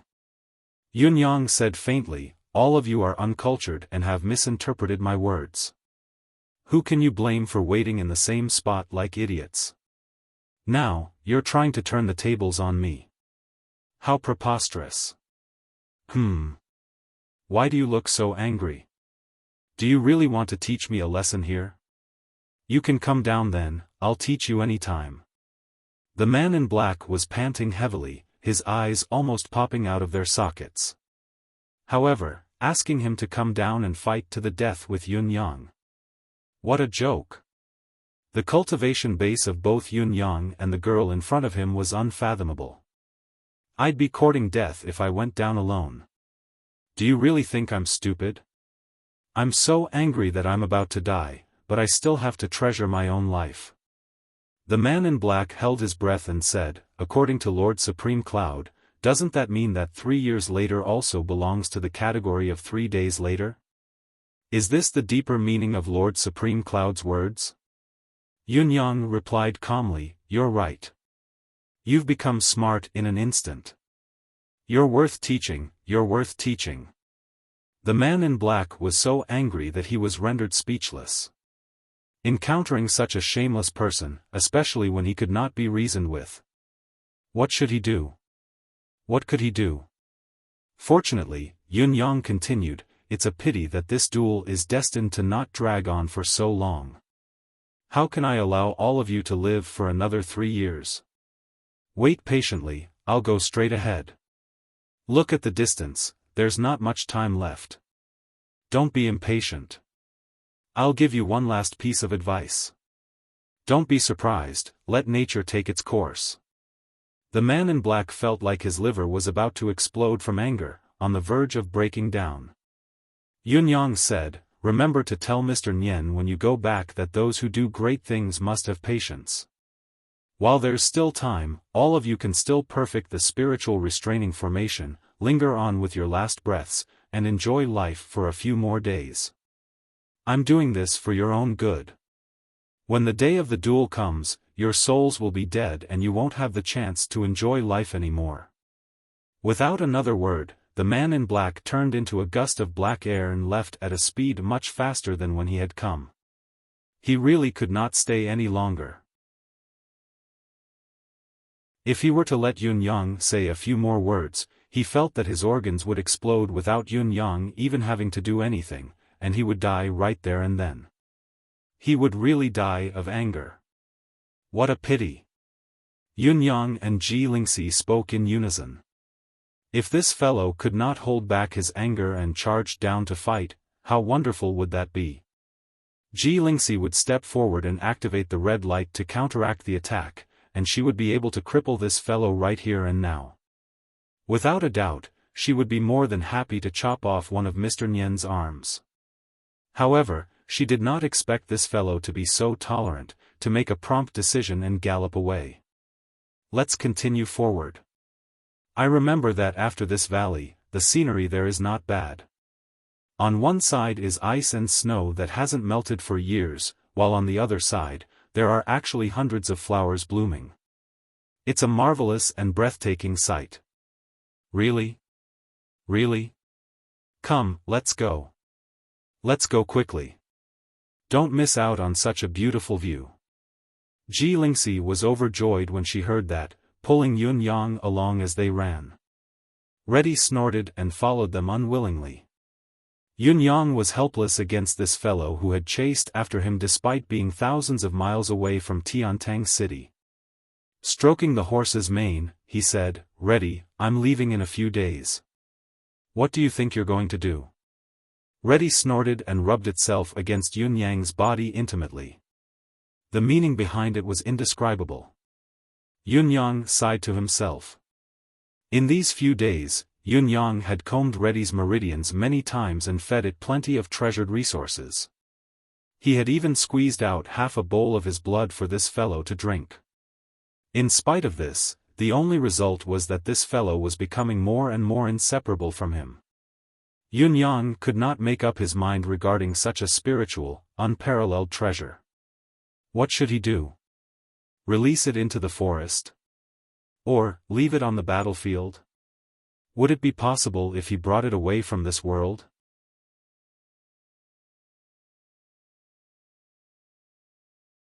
Chapter 823. However, he had to admit that the chances of him using a warhorse in the future would be fewer and fewer. Perhaps, there would be none at all. However, Reddy was so reliant on him now. If he were to disappear, Reddy might do something stupid because it could not stand the loneliness and coldness. Such a spiritual steed would only acknowledge one master in its lifetime. It was not the first time that a steed was buried with its master when it passed away. No matter what, Yunyang did not wish to see such a thing happen. Reddy was unusually happy to be able to stay by its master's side. Sometimes, it would run around happily, sometimes bringing a brightly colored flower to present to Yunyang. Sometimes, it would rub itself against Yunyang's side, from left to right, its shiny tail whipping around, as if it wished it could be a horse that stuck to Yunyang. Sometimes, it would stop at the peak of the mountain and whinny into the sky, recreating the elegance of a king of horses. Ji Lingxi was not disgusted by Reddy's obsession. It was not only Yunyang, but Reddy was also trying its best to please Ji Lingxi. He didn't seem to realize that his master would leave him after this battle. This alone made Ji Lingxi exceptionally fond of Reddy. The crux of the problem now is, what will happen to Reddy if we enter the bound of universe? Where will it go? Yunyang asked Ji Lingxi, his heart filled with melancholy. Ji Lingxi's hand that was caressing Reddy stopped abruptly. She was stunned. Because she also realized that this reality might bring about future troubles, and this future trouble was extremely serious, and there was a high possibility that it would happen. Can't you bring Reddy along with you? Although Ji Lingxi's cultivation base was profound, her state of mind was far too lacking. She panicked at the moment of enlightenment. Honestly, I want to bring Reddy along, Yunyang said slowly. But that's not a good thing either. Reddy's happiness is based more on this worldly world. It can roam freely and display its elegance as a king of horses. If it were to be taken away by force, it would still not be happy. It would be depressed and unhappy for the rest of its life. The level of the bound of universe is far higher than that of the Tianxian continent. It is foreseeable that there would be so many experts there. Perhaps, a cultivator with a slightly higher cultivation base would be able to fly faster than Reddy at full speed. Moreover, he would be able to fly through the air without any obstacles. Under such circumstances, how could Reddy be happy? It's the best steed in the world, a fine horse. Its own speed is the root of its existence. If it doesn't have this special ability, it won't just be depressed, it'll also be filled with grief and resentment. What good will that do it? This kind of precious steed is only suitable to exist in a secular world like the profound sky continent. If it were to head to the Xianhuang world, it would lose all of its pride and die a lonely death. Yunyang sighed softly. Rather than that, I'd rather leave it here and let it roam freely, enjoying its life. It wants to join the war and gallop on the battlefield, so I asked Fu Baogua to take care of it. If it wants to be free and be the king of all the horses in the world, I will let it go and give it freedom without any restraints. I don't want it to be unhappy. It doesn't want to take the slightest risk, what's more, the foreseeable bad atmosphere. Ji Lingxi said, but it obviously sees you as its only owner now. It won't be happy without you, it will still be depressed and lonely. Yunyang said in a low voice, at least it won't die. If it were to go to the bound of universe, it would definitely die after losing all its pride. It would be a sad death too, without any dignity as a king. Ji Lingxi looked at Reddy who was playing around and said, not necessarily. With us taking care of it, how could it die? Yunyang said profoundly, what I'm trying to say is that it's a king. A king among horses is also a king. Once a king's dignity is profaned, how can a king continue to exist? It's the same for humans and horses. Humans might even drag out an ignoble existence, hoping for a future. The world of horses is too simple. Once its dignity is lost, that will be its end. With a long neigh, Reddy galloped over from afar, holding a beautiful red flower the size of a bowl in its mouth. It raised its head to deliver it to Yunyang. Yunyang took it and Reddy nudged Yunyang's hand with its head again, moving towards Ji Lingxi. Yunyang chuckled. You want me to give this flower to her? Reddy shook its head and tail in a leisurely manner, carefree and happy. Yunyang delivered the red flower to Ji Lingxi with both hands. Ji Lingxi accepted it with a blush and hugged Reddy to give it a kiss. Reddy was so happy that it jumped 30 feet before it turned into a red shadow and sped away. Ji Lingxi was even more reluctant now. Yunyang, Reddy seems to have sensed something. Yunyang felt a pang in his heart as he said, Reddy is already a psychic existence now. It can definitely sense something, so it's releasing itself to the fullest, leaving behind the most beautiful and memorable memories that it's willing to see. In the next few days, Reddy grew more and more excited. It came and went like the wind, never leaving the two of them. Yunyang had a clear feeling that Reddy was trying to please him, trying to make him happy. Perhaps it was trying its best to make him stay, or perhaps it wanted to make both of them happier in their last moments together. Yunyang and Ji Lingxi walked slower and slower. The distance they covered dropped from a few hundred miles a day to less than 100 miles, perhaps even less. In these few days, Yunyang would travel thousands of miles from time to retrieve fresh pasture. He would even grind the eastern amethyst into powder and mix it with the grass, feeding it to Reddy. Reddy ate it with relish, wagging its tail happily as it ate. The atmosphere was joyous. However, Yun-Yang realized that the massive amount of spiritual qi that could make an ordinary cultivator explode did not seem to have much effect on Reddy. It was just chewing on the spiritual qi as if it was munching on ordinary grass. Out of curiosity, Yun-Yang fed the eastern amethyst to Reddy for every meal. Therefore, Reddy had eaten 7 to 8 pieces of eastern amethyst in total. If Ling Xiaozui and Dugu Chou were to see this, the two bosses would probably go crazy. They might even fight Yun-Yang to the death. This was the eastern amethyst. "Boss, don't be so wasteful. We only have a few pieces and you're actually adding food to the horse every meal? What happened to our friendship?" However, this was not the only waste. Yun-Yang squeezed out some of his own blood and smeared it on the fodder just like how he had tempted Reddy back then, feeding it to Reddy.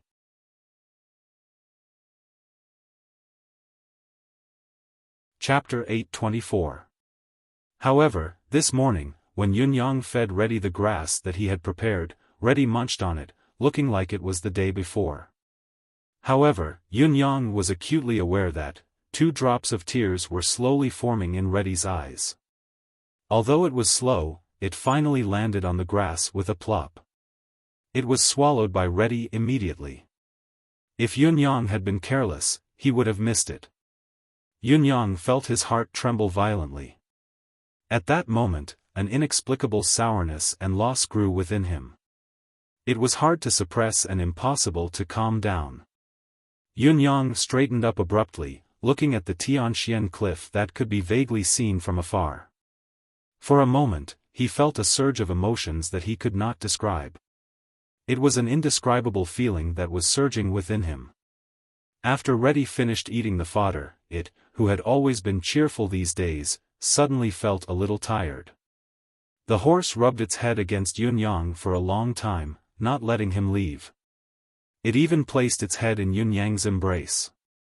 Just like that, it allowed Yun-Yang to hug it and fell asleep peacefully. Yun-Yang hugged Reddy, his expression solemn. Ji Lingxi leaned against Yun-Yang's side considerately, leaning against Reddy as well, resting quietly together. At that moment, the two humans and the horse seemed to have become one. Under the morning sun, they seemed to be dyed with a layer of golden radiance, extremely dazzling. On this day, Yun-Yang and Ji Lingxi did not move a single step, staying on the peak for the entire day. When dusk covered the earth, Hong finally woke up. Standing up with a flip, it shook the mane on its body and neighed towards the sky. The momentum of this long hiss was earth-shattering. There was an indescribable drawn-out aura, and the mane all over its body seemed to be on fire. It lowered its head and rubbed itself against Yun-Yang's leg, his hand, his chest, and even his head intimately, just like how it used to do in the past.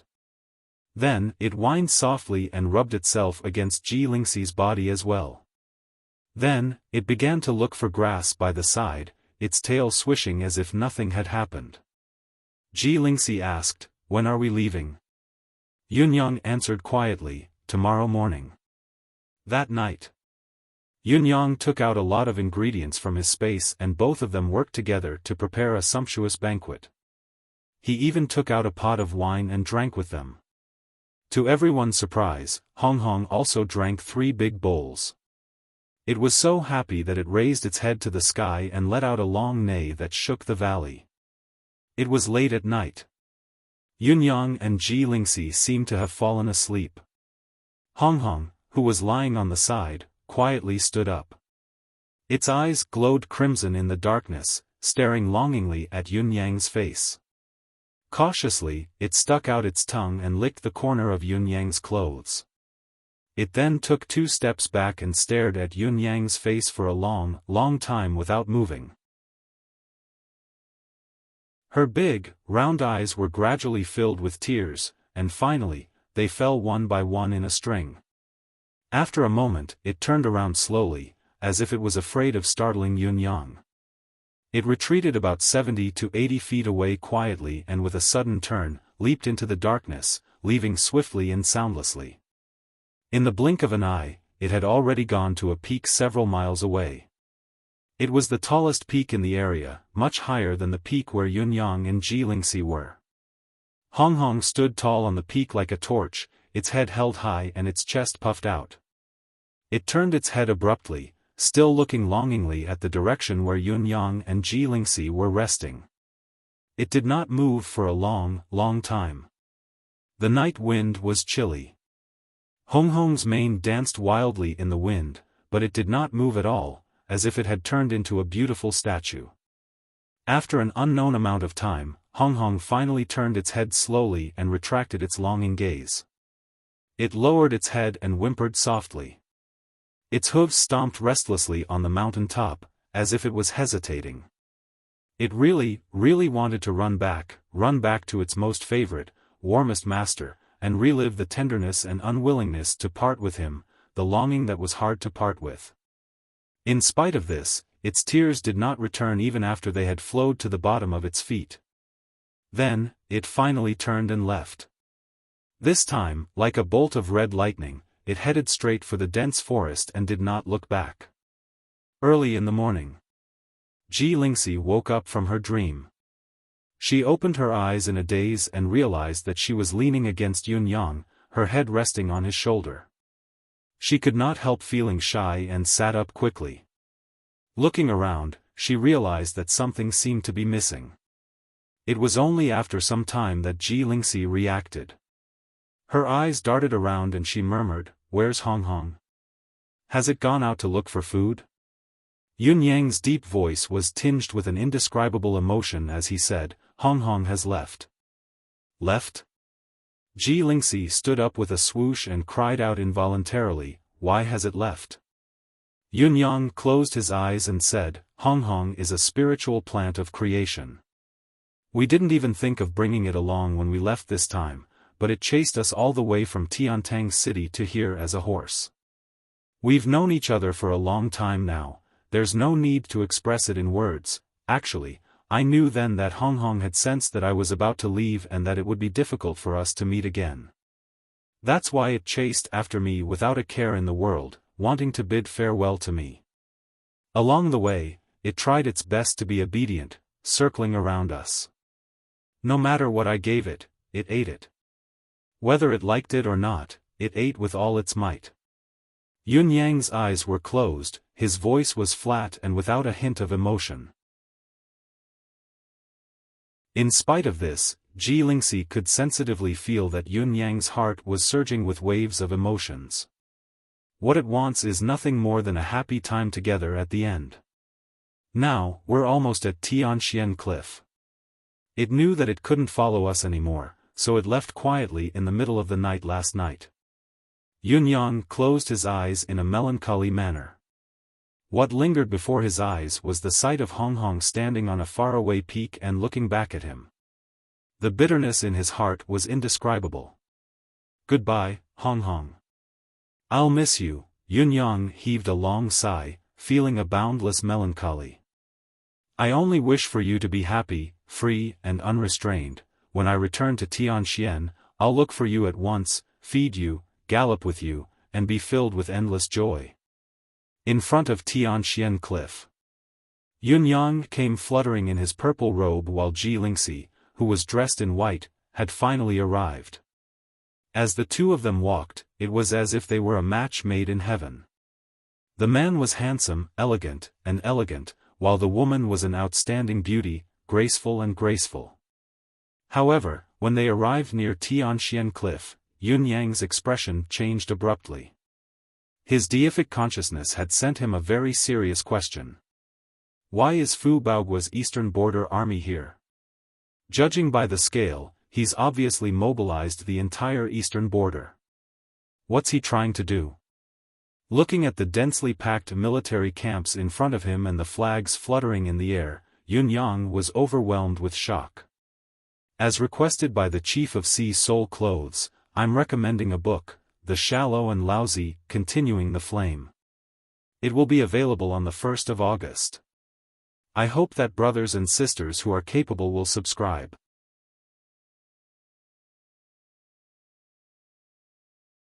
Chapter 825.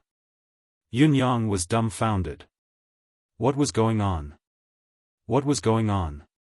What was the Eastern Border Army doing here? Both of them approached swiftly. Greetings, Lord Supreme Cloud. The sentinel kneeled down to pay his respects with eyes filled with fervor, his voice loud enough to tear through the clouds. The entire base was plunged into an unprecedented commotion after this announcement. Then, a deafening horn sounded. The general's assembly drum sounded as well. Within moments, Fu Baogua had led more than 400 military officers of various ranks and swarmed over. Arriving at the camp gate, these 400 men turned around and knelt in unison. This lowly general, Fu Baogua, has led 400 men of the eastern border to pay our respects to Lord Supreme Cloud. May Lord Supreme Cloud prosper and vanquish all those who dare. Brothers, please rise, Yunyang said hurriedly. Our brothers have shed blood on the battlefield and fought hundreds of battles for Yutang. How can I be worthy of such a grand greeting from you brothers? Please don't kill me. Rise quickly, all of you rise. It's just that. Marshal Fu, what are all of you up to? Why are all of you here? Are you giving up on the eastern border and the fortress of resilience? Yunyang asked in an odd tone. Fu Baogua laughed and said, Don't worry, Lord Supreme Cloud. We've come to Tianxian Cliff under His Majesty's order. His Majesty has given a death order. Even if all 400,000 men of the eastern border die here, Lord Supreme Cloud is not allowed to meet with any mishap. We must protect Lord Supreme Cloud. Yunyang was shaken. Is this true? Fu Baogua replied, How can it not be true? Otherwise, this lowly general wouldn't have dared to act on his own. Of course, before I left, I've laid down a strategy to guard the place. Even if Dongxian were to invade, it's impossible for them to breach the fortress of resilience in a short amount of time. Besides, Dongxian has just been defeated and Yutang has the power to unify Tianxian. Dongxian probably won't dare act recklessly. Yunyang heaved a deep sigh. I'm grateful for His Majesty's hospitality, but there's no need for this. Marshal Fu, this duel with the Four Seasons Tower is within the martial world's grudge. There are countless hidden reasons within. I'm not saying that all of you can't help me here, but it's not necessary. Fu Baogua replied, The imperial edict has been issued, this lowly general dare not defy it. Please do not make things difficult for this subordinate, Lord Supreme Cloud. What a beautiful way to put it. I'm carrying the imperial edict. If you don't let me help you, you're asking me to defy the edict and die. How could you do this? Even if you're Supreme Cloud, you can't do this. Yunyang could not help falling silent, knowing the truth behind the other party's words. Looking at the fanatical and determined expressions of the people around him, how could he not know that it was useless to persuade them? A surge of warmth flowed from the bottom of his heart, his emotions surging. It was beyond Yunyang's expectations that the emperor would issue such an order. 400,000 soldiers were guarding Yutang's gateway, the fortress of resilience. The position was of utmost importance, but the emperor had actually given such a resolute order, he would rather give up the gateway and put the empire at risk to protect himself. Strictly speaking, this was actually a random order. However, the Eastern Line's defenders just happened to accept the order and came over happily. They all displayed a will that didn't care about death. It couldn't be said that this was not absurd. In spite of this, when it came to Yutang's god, the Nine Supremes think tank, Supreme Cloud, Yunyang, it was a win-win situation. Since the emperor has decreed so, Yunyang shall not make things difficult for Marshal Fu. However, I still have a request. Lord Supreme Cloud, please speak. I will do my best. In order to avoid any accidental injuries during the battle, General Fu, please give the order for all the troops to retreat 20 li according to the original formation. After the battle breaks out, if there are any major movements, retreat at least another 20 li at the right time. Fu Baoguo thought about it and said, sure. Baoguo will definitely wait for the right opportunity. I won't sacrifice myself for nothing. Thank you very much, Marshal Fu. Lord Supreme Cloud, please take care. You are Yutong's sky. Following Fu Baoguo's military order, Yutong's eastern frontline army retreated in unison. There was not a hint of chaos in their movements. Amidst their movements, they roared in unison, Lord Supreme Cloud will win. Lord Supreme Cloud will win. Hundreds of thousands of people cheered in unison, their voices surging into the sky and tearing the clouds apart. The sky changed color as the wind blew and the clouds surged. Yunyang strolled leisurely into the mountain gate of Mount Tianxian, stepping onto the winding path that had appeared countless times in his dreams. Even the moss on the rocks was so familiar to his eyes. Yunyang plucked a stalk of grass from the side of the road and placed it before his eyes. There were faint red patterns on the stalk of grass, as if the blood of his brothers that day had not completely dissipated but had merged into the grass and trees of this mountain. I'm here. Yunyang said softly, this grudge has been going on for almost 3 years. Brothers, are you all impatient from waiting? A faint voice rang out slowly, are your brothers impatient from waiting for Lord Supreme Cloud to descend to the underworld to ask them personally? But we are indeed impatient from waiting. Yunyang lifted his head to look at a silhouette floating among the clouds and said with a smile, perhaps all of you are tired of living. Can I understand it this way? The silhouette in the clouds smiled faintly and said, who was the one who set this challenge and who was tired of living? Everyone knows it very well. Different people have different opinions, that's all. Yunyang laughed and said in a chilling tone, where's Mr. Nian? Is he here? The person in the clouds smiled faintly. Today's battle is crucial. Of course the leader is here. He will fulfill Lord Supreme Cloud's last wish. Yunyang's voice spread slowly and uncontrollably. Mr. Nian, why don't we have a talk before the final battle? I believe that you have a lot of questions in your heart as well. I'm not the only one, there are many things that I don't understand as well. I want to clarify everything. A moment later. An elegant voice that was tinged with a hint of a smile rang out from the top of the mountain. Of course, I dare not ask. Since Lord Supreme Cloud is in the mood, I shall accompany you. Why don't we have a talk at the top of the mountain? The elegant voice paused and continued, there's another residence of 9 Supremes at the top of this mountain. I believe Lord Supreme Cloud won't forget about it. Let's talk there and let the spirits of the 9 Supremes hear the whole story. This way, be it the realm of the living or the realm of the dead, everyone can understand the truth. They can leave with no regrets and stay with no doubts. Isn't that great? Yunyang's eyes glinted with deep hatred as he said, very well. I have the same intention. It's a deal. Once he finished speaking, he ascended the stairs in a leisurely manner. Ji Lingxi, who was by Yunyang's side, had already mustered her lifetime's cultivation base. A vast aura that was strong enough to look down on the world echoed in the forest. With her current formidable cultivation base and thick deific consciousness, she had long sensed that there were more than 20 superb experts lying in ambush on this small mountain top. Each of them was at a similar level to Ling Xiaozue and Du Guchou. Such a lineup was simply terrifying. What kind of people were Yunyang's enemies? Why were they so strong?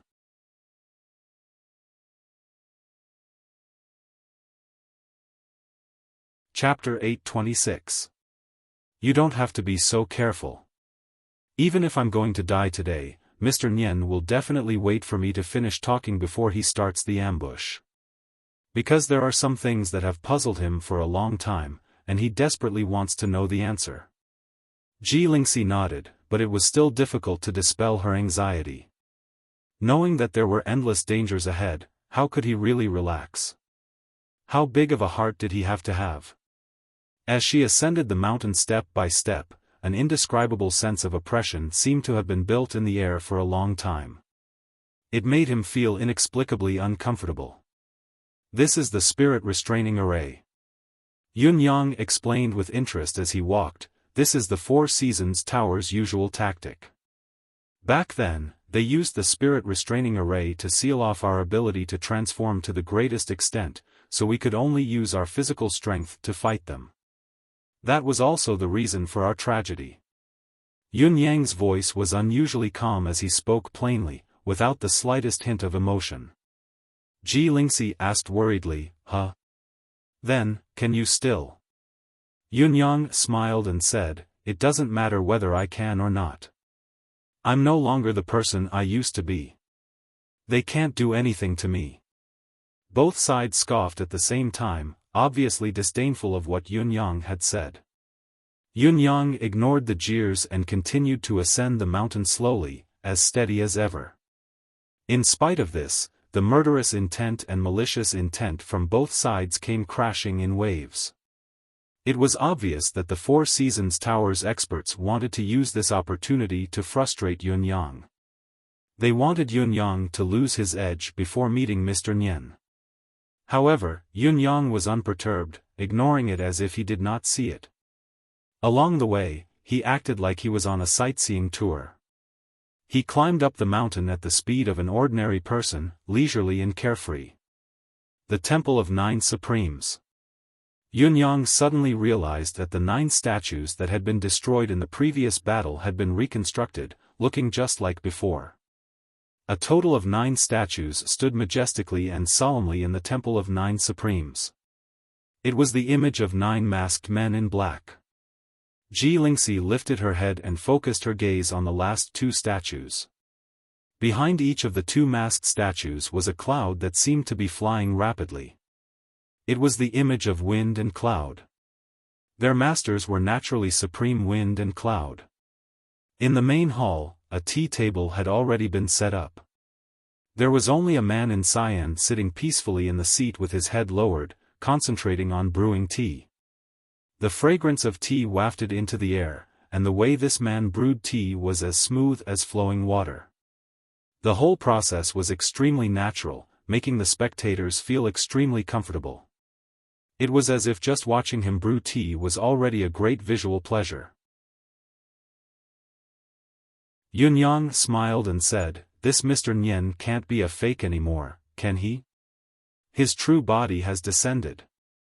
The man in green lifted his head and said with a smile, Lord Supreme Cloud has met me personally. Why should this reputed one conceal myself and make a fool out of myself?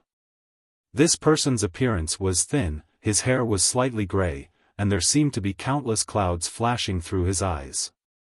He looked like he was floating in the air, and his temperament was extraordinary.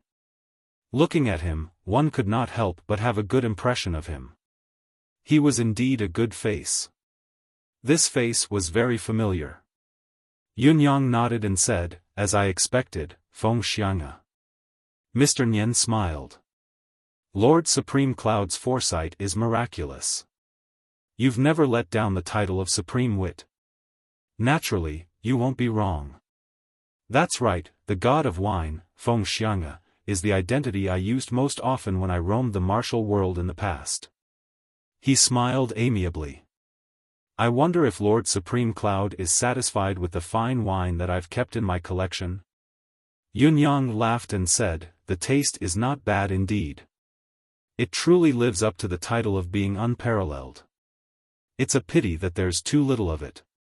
It's not a great deed. Mr. Nian guffawed. I've given you all of my life's treasures. I didn't even keep a pot for myself, yet you're complaining that it's too little. How good should a great deed be? It's beyond my reach, and I'm powerless. Yun Yang sat down slowly and gestured for Ji Lingxi to take a seat with him. Then, he looked at Mr. Nian with interest and said, the god of wine's brewing is indeed unparalleled, but how about this tea? If Heaven's Inquisition were here, he would know best, Mr. Nian said. Yunyang smiled faintly. There's no need for us to beat around the bush anymore. Heaven's inquisition has already gone to the bound of universe. He's no longer in Tianxian. Mr. Nian sighed. We've been friends for a lifetime, yet we've unintentionally parted ways. I wonder if I'll have the chance to meet him again when I've gone to the bound of universe. He picked up the teapot and poured tea for Yunyang and Ji Lingxi. He smiled and said, in this world, before you, there was only one person who could make me brew tea with my own hands, Gu Chaoliang. Now, there's you. Oh, there's this young lady as well. Of course, it's my honor to be able to serve tea to Lord Supreme Cloud, whom the world worships as a god. Yunyang picked up the teacup and took a sip. His eyes brightened as he exclaimed, great tea. Mr. Nian laughed. Of course it's great tea. This tea was made when I went to the 9 mountains, crossed the 9 levels, crossed the 9 heavenly rivers, and collected snow lotuses of 9 different colors from the 9 snowy peaks. Before the snow lotuses bloomed, I took only the closed petal of each lotus and soaked it in the water of the 9 underworlds for 9 days and nights. Then, 9 virgins in their prime stirred the clouds of the 9 heavens and dried them within 9 breaths with the mystical qi of pure yin. He chuckled softly. I dare say that I'm the only one in this world who has this tea, and it only costs 9 taels and 9 copper coins. Yunyang asked cautiously, may I know the name of this tea? Mr. Nian smiled and said, this tea is called Tea of 9 Supremes. Yunyang clapped his hands and laughed. Good name. The tea is good, but the name is even better. Mr. Nian squinted his eyes and said, indeed, the name is better. Every time I drink this tea, I treasure it very much, not daring to miss a single drop. When I taste the tea, it's like I'm savoring the process of mixing the 9 Supremes into this cup of tea and drinking it. I like this feeling from the bottom of my heart. Yunyang smiled and said, is that so? It's a pity that I have a completely different understanding. Mr. Nian said, oh. Please enlighten me, Lord Supreme Cloud. Yunyang said, my understanding is very simple. The so-called 4 Seasons Tower, the so-called Mr. Nian, have put in so much effort to create this exquisite tea, yet they insist on calling it 9 Supremes. This makes me feel that Mr. Nian seems to be the tea farmer of the 9 Supremes. To please the master, you're willing to go to any lengths. You live up to your name. Mr. Nian stared at Yunyang. After a long while, he smiled faintly and said, every time I drink this tea, I'm very careful with the amount of tea I drink, because I'm afraid that I'll never be able to taste it again if I finish it. Since a year ago, I've stopped drinking this tea. This is because there's only 1 steeping left. I want to keep this steeping and drink it with the 9 Supremes. Only then will I not let this tea down.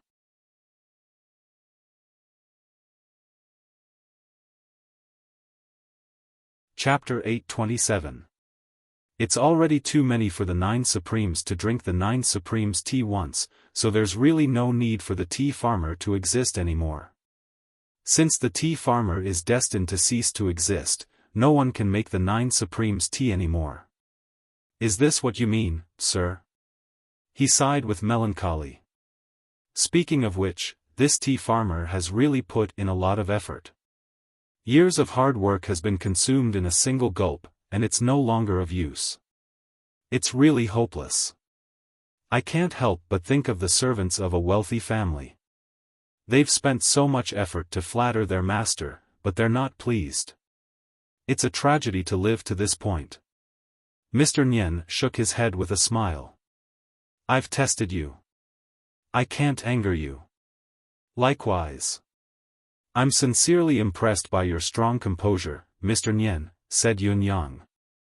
If so, let's get straight to the point. I've been beating around the bush too much in this life. I prefer to be straightforward instead. I've never liked to beat around the bush, said Yunyang. Ji Lingxi was dumbfounded as she listened. Both of you have been beating around the bush, scolding each other until your mouths are dry and I'm confused, but now you're saying in unison that you don't like to beat around the bush. I'm impressed by the thickness of your skin. If you're so thick-skinned, you might as well go straight to heaven. The aroma of tea wafted in the air. Both of them sat facing each other from afar, a faint smile on their faces, their demeanor relaxed and dignified. If Ji Lingxi did not know that there was an unresolvable blood feud between them, she would have thought that they were actually a pair of best friends who were leisurely chatting over tea.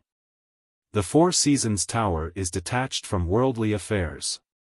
For thousands of years, it's been known as the top in the world, peerless. Yunyang said, in fact, before the last time at Tianxian Cliff, us 9 Supremes brothers had heard of the Four Seasons Tower. We even respected and admired it. At least, compared to the so-called School of Kismet State, it was a far cry.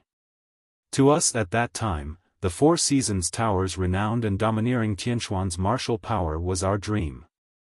Yunyang sighed softly. But, we never expected it.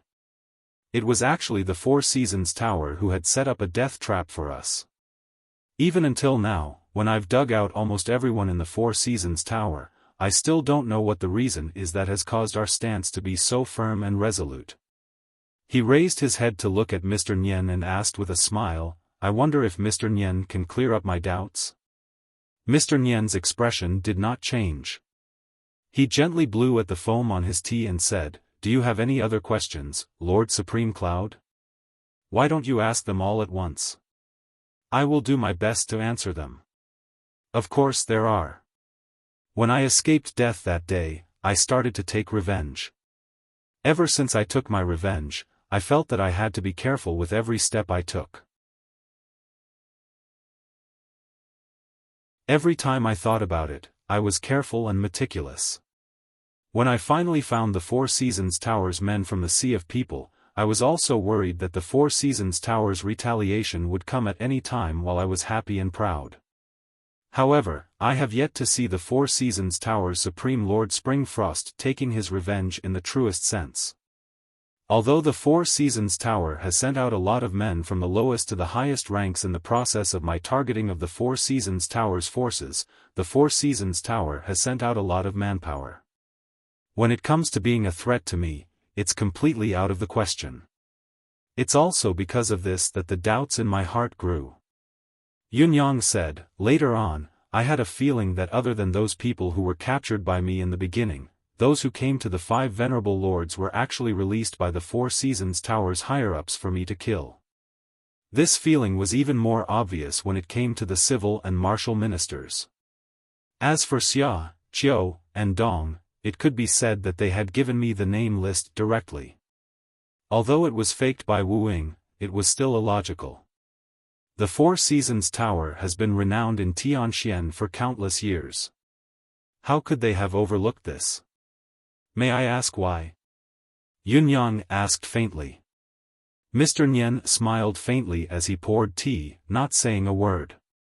First, you sowed an eternal grudge with us, the 9 Supremes, and then you sent the Four Seasons Tower's men, from the lowest to the highest, to my blade so that I could eliminate them one by one. Such self-destruction is baffling. Yunyang said, I believe that you're not out of your mind. You must have some other important purpose. However, what I'm most helpless about now is that even though I know that you have an important purpose, I still can't let go of the people you've sent to me. I can only kill them one by one. However, with each person I kill, I feel that I'm one step closer to your ultimate goal.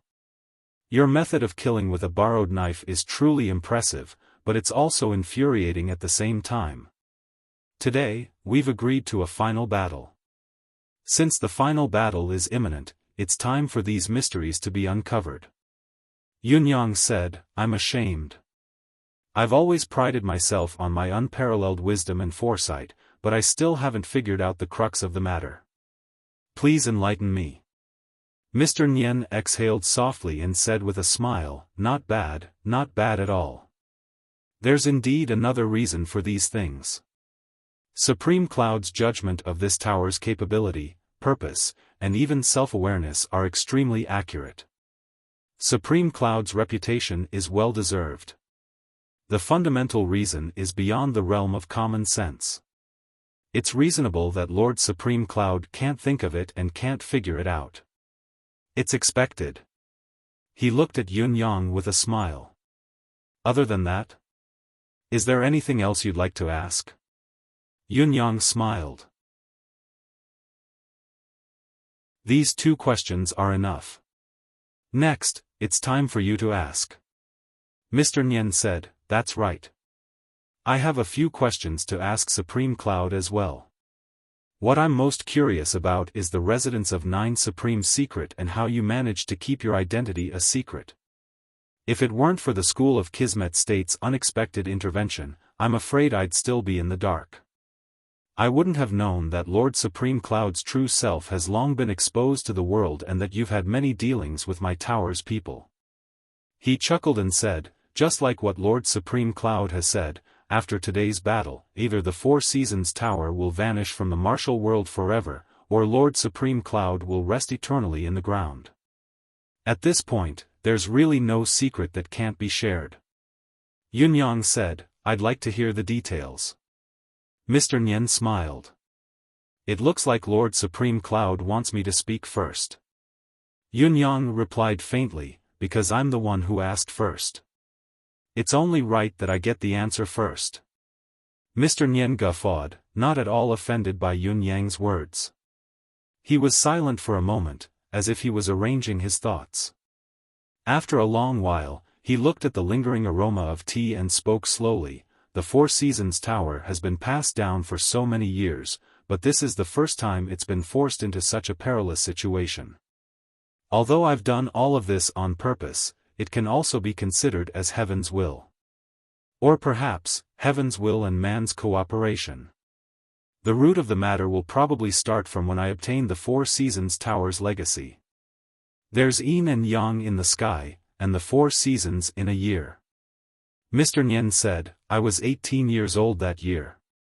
I was one of the 5 supreme disciples of the 4 Seasons Tower. Yun Yang thought to himself, the 4 Seasons Tower is truly an oddity. They actually have as many as 5 supreme disciples.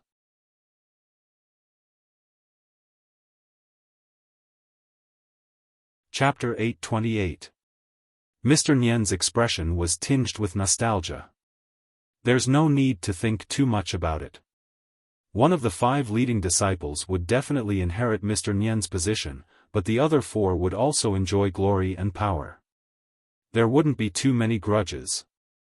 This is the 4 Seasons Tower's tradition. Back then, my master was already close to 3,000 years old. He was already at the end of his rope and could pass away at any time. He gave us a task and asked us to do it. Those who could do it would be the next leader of the 4 Seasons Tower, while the 4 who couldn't were spring, summer, autumn, and winter. This was the structure of the 4 Seasons Tower's highest level. You should be able to relate it now. In fact, all the leaders of the 4 Seasons Tower have the surname Nian, or should I say, Mr. Nian. Mr. Nian said faintly, as for my real name, it's Feng Xiang'e. This is my real name. The task that my master entrusted to me isn't new. It's the unchanging, ultimate goal that the 4 Seasons Tower has been searching for, the location of God's gate. Mr. Nian chuckled bitterly. I believe that Lord Supreme Cloud has learned about God's bone from the 3 Venerable Ones. However, there's still a great secret about God's grave. Every 365 years, the grave of God will change its location. In other words, we'll need to locate it again and confirm its location. This is where the mission lies. In that mission, I was the first to find the grave and became the 4 Seasons Tower's new Mr. Nian. What's more, when I was searching for the God's Gate, I coincidentally encountered the shift of the stars. I stuck a divine weapon at the Stargate, but it accidentally caused the God's grave's location to be permanently fixed. It would never move again. Since then, I've contributed greatly to the 4 Seasons Tower, and the position of the sect leader was no longer in doubt. However, it was then that I truly understood the Four Seasons Tower's true mission, or rather, where the Four Seasons Tower's survival was at stake. God's bone has mystical effects and immense power, but once it's obtained, it can't be stopped. Once it's stopped, one will suffer the backlash of the God's bone's spiritual power. Unfortunately, there's a limit to how much God's bone can be obtained. Countless seniors of the Four Seasons Tower have perished at this point. After the God's bone was fixed, I asked for the Patriarch's will and studied it over and over again. However, I focused my attention on one sentence: when the 9 stars shine on the sun, I will either soar to the 9 heavens or sink into oblivion for all eternity. Mr. Nian looked at Yun Yang with a rather complicated gaze. When the 9 stars shone, the residents of 9 Supremes appeared in the Tianxian continent. From that moment onwards, the Four Seasons Tower's opposition to all of you has become a foregone conclusion. If the Four Seasons Tower doesn't want to sink into oblivion forever, it has to stop the 9 Supremes soaring into the 9 heavens. Yun Yang could not help sighing. This was truly an undeserved calamity. However, the first master of the Four Seasons Tower was truly remarkable. He had actually left such a message a few thousand years ago. If there's a choice, who wouldn't want to live a carefree life and embark on the path of cultivation in peace? However, when the 9 stars shine, the residence of 9 Supremes really emerges. Is everything fated, or is this how it should be? Mr. Nian's voice was filled with a sigh. Since the prophecy of the 9 stars has come true, then the two outcomes of soaring into the 9 heavens or sinking into oblivion for eternity are inevitable. Mr. Nian said faintly, however, since such a prophecy exists, there must be a reason behind it. Everything in this world has a cause and effect, and vice versa. Therefore, I've tried to find the reason. If I can find the reason, or perhaps I've found a variable that can affect or interfere with this destined outcome, allowing it to be beneficial to us as much as possible. With this as the starting point, I've deduced the subsequent events. The first thing I've foreseen is undoubtedly the appearance of the 9 stars. The impact is immense. It could be a crisis for the Four Seasons Tower, but it could also be an opportunity. As long as I can seize this opportunity, I can naturally avoid sinking into oblivion for eternity. Lord Supreme Cloud, from what you see, does my understanding make sense? Mr. Nian asked. Yun Yang sighed and said, "You're right. If it were me, I'd definitely understand it the same way." Perhaps everyone understood the saying that danger was accompanied by opportunity. In spite of this, there were very few people who truly understood what to do and how to deal with the crisis when it came. However, it was obvious that the Four Seasons Tower and Mr. Nian had chosen the most correct and proactive approach. Hence, there was the Battle of Mount Tianxian and the 9 Supremes Elegy. Based on this starting point, the residents of 9 Supremes appeared after the 9 stars. I didn't make a move because I wasn't clear about the latter half of the prophecy then. Acting blindly would only be futile. However, when the 9 Supremes appeared one after another, it showed who the 9 dragons belonged to. As the 9 Supremes developed step by step, the providence that the Four Seasons Tower had accumulated over the years showed signs of gradually disintegrating and disappearing. With such proof, there was no longer any doubt. Even then, I still didn't have the thought of destroying the 9 Supremes because I hadn't found the root of the problem. I wasn't clear about the root of this prophecy, so I forced myself to act. Even if I destroyed the 9 Supremes, I was still a puppet in the prophecy, acting according to the prophecy's trajectory. As I continued to analyze and research in detail, I finally confirmed that the Four Seasons Tower's providence was actually linked to God's grave. Yet, the providence of God's grave and the residence of 9 Supremes were mutually reinforcing and counteracting each other. In other words, the stronger the residence of 9 Supremes was, the weaker the God's grave would be, and vice versa. After confirming this, we made many attempts in secret, such as using various techniques to guide and release the providence of the Nine Supremes, or even forcefully plundering it. However, what made us feel helpless and powerless was that the providence of the residents of Nine Supremes could not be absorbed at all. Both sides would only grow stronger while the other would gradually weaken. It was difficult for external forces to interfere. Left with no other choice, we could only use the most ruthless method, to annihilate the residents of Nine Supremes. So, from then on, I sent people one after another to attack the residents of Nine Supremes in the most direct way. Yunyang heaved a long sigh. I see. This is the truth. Back when the residents of Nine Supremes was founded and the Nine Supremes had just been formed, the residents of Nine Supremes had suffered wave after wave of attacks, wanting to wipe the residents of Nine Supremes off the face of this world. The strength of the incoming attacks was extremely high. However, without exception, they were all devoured by the energy of the residents of Nine Supremes. Those who came to attack the residents of Nine Supremes died from the backlash. It was the same, regardless of the level. Therefore, Yunyang and the others had no idea what level these invading enemies were. Since they were all dead, there was no point in dwelling on it. Moreover, there was no room for them to dwell on it even if they wanted to, because those who had been devoured had all died a horrible death. They could not even be recognized. It turned out that those people were from the Four Seasons Tower. The battle between the Nine Supremes and the Four Seasons Tower had actually begun a long time ago. It was just that one side had been unaware of it all along. After 3 consecutive waves of probing, all those who attacked died from the backlash.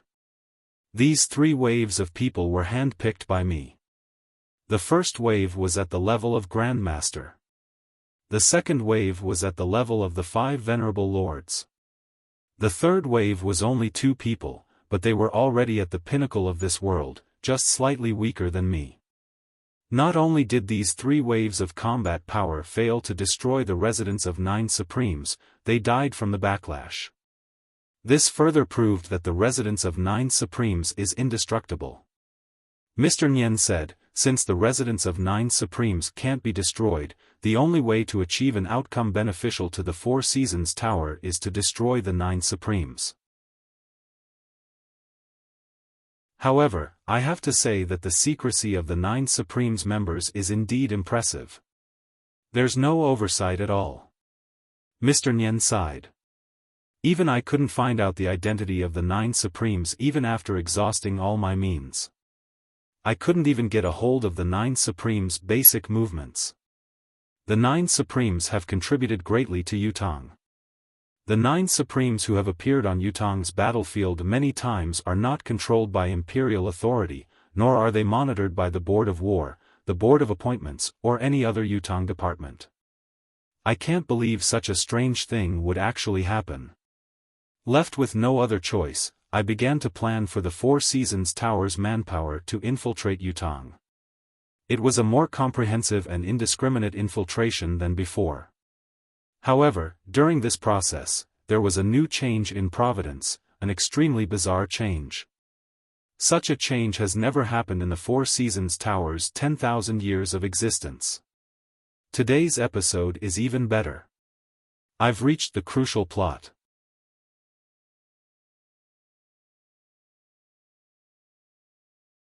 Chapter 829. At this point, Mr. Nyen could not help but sigh. Initially, according to my estimation, as the Four Seasons Tower's men infiltrate deeper into Yutong, it would definitely affect the 9 Supremes even more. However, the reality is that as the Four Seasons Tower's men infiltrate Yutong, the 9 Supremes' providence grows stronger. Such a strange thing makes me feel even more helpless. This situation proves that no matter who I send over, it's Yutong's national power that will ultimately increase the 9 Supremes' providence. Even if that person is a spy and his original intention is to harm Yutong, the result is the complete opposite. Mr. Nyen said, the Four Seasons Tower's providence is inevitably weakening bit by bit. However, God's grave is getting easier to enter following my setup. Conversely, it's getting easier to obtain God's bones. This proves that my setup is effective. Therefore, the crux of the matter has shifted to whether we can eradicate the 9 Supremes and end the possibility of the dragon ascending to the 9 heavens. Mr. Nian said faintly, speaking of which, with Lord Supreme Cloud's wisdom, you should already understand the whole story, right? Yunyang replied, yes, I do understand. I understand everything. Mr. Nian chuckled bitterly. Unfortunately, things don't end here. At least, it's not enough. I've collaborated with Dongxian to plan the battle at Tianxian Cliff. Dongxian sent out its army to oppress the 9 Supremes, forcing them to lend a hand. I've mobilized all the informants and received news of the 9 Supremes along the way. In the end, your Tianxian Cliff ambushed Dongxian because you fell into our trap. Lord Supreme Cloud is involved in all of this. I won't go into details. It was after that battle that the 8 Supremes were annihilated and only Supreme Cloud was lucky enough to survive. The 4 Seasons Tower's providence suddenly underwent a drastic change. It skyrocketed in a straight line.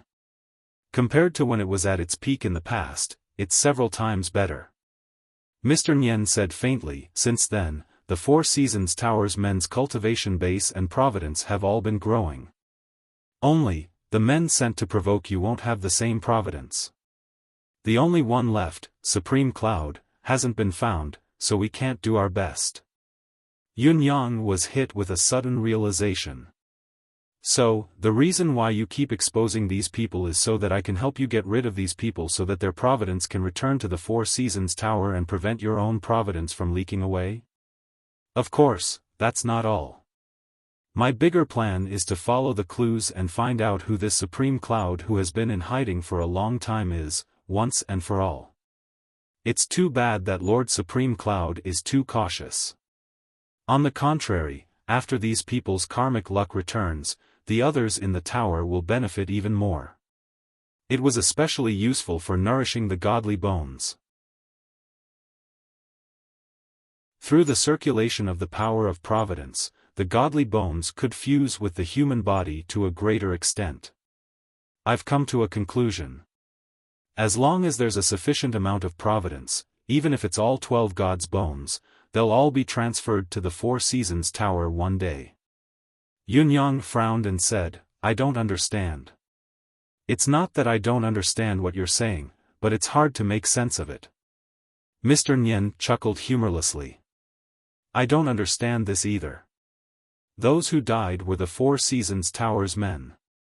Why is it that after they went to Yutong, even if they were disloyal, even if they were traitors, even if they brought calamity to the nation and the people, would they still be integrated into Yutong's providence?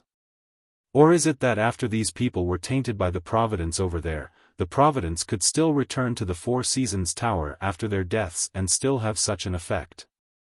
This is even more incomprehensible to me. Mr. Nian said in a low voice, in the end, I attributed it to the residence of 9 Supremes' marvelous mystery. Perhaps, this is an opportunity or an evolution of opportunity. Yunyang exhaled softly and murmured, the 4 Seasons Tower is against us for this reason. Now, I finally understand everything. Mr. Nian smiled. You still only understand half of it. As for the other half, if you win today's battle and enter God's grave, you'll naturally know.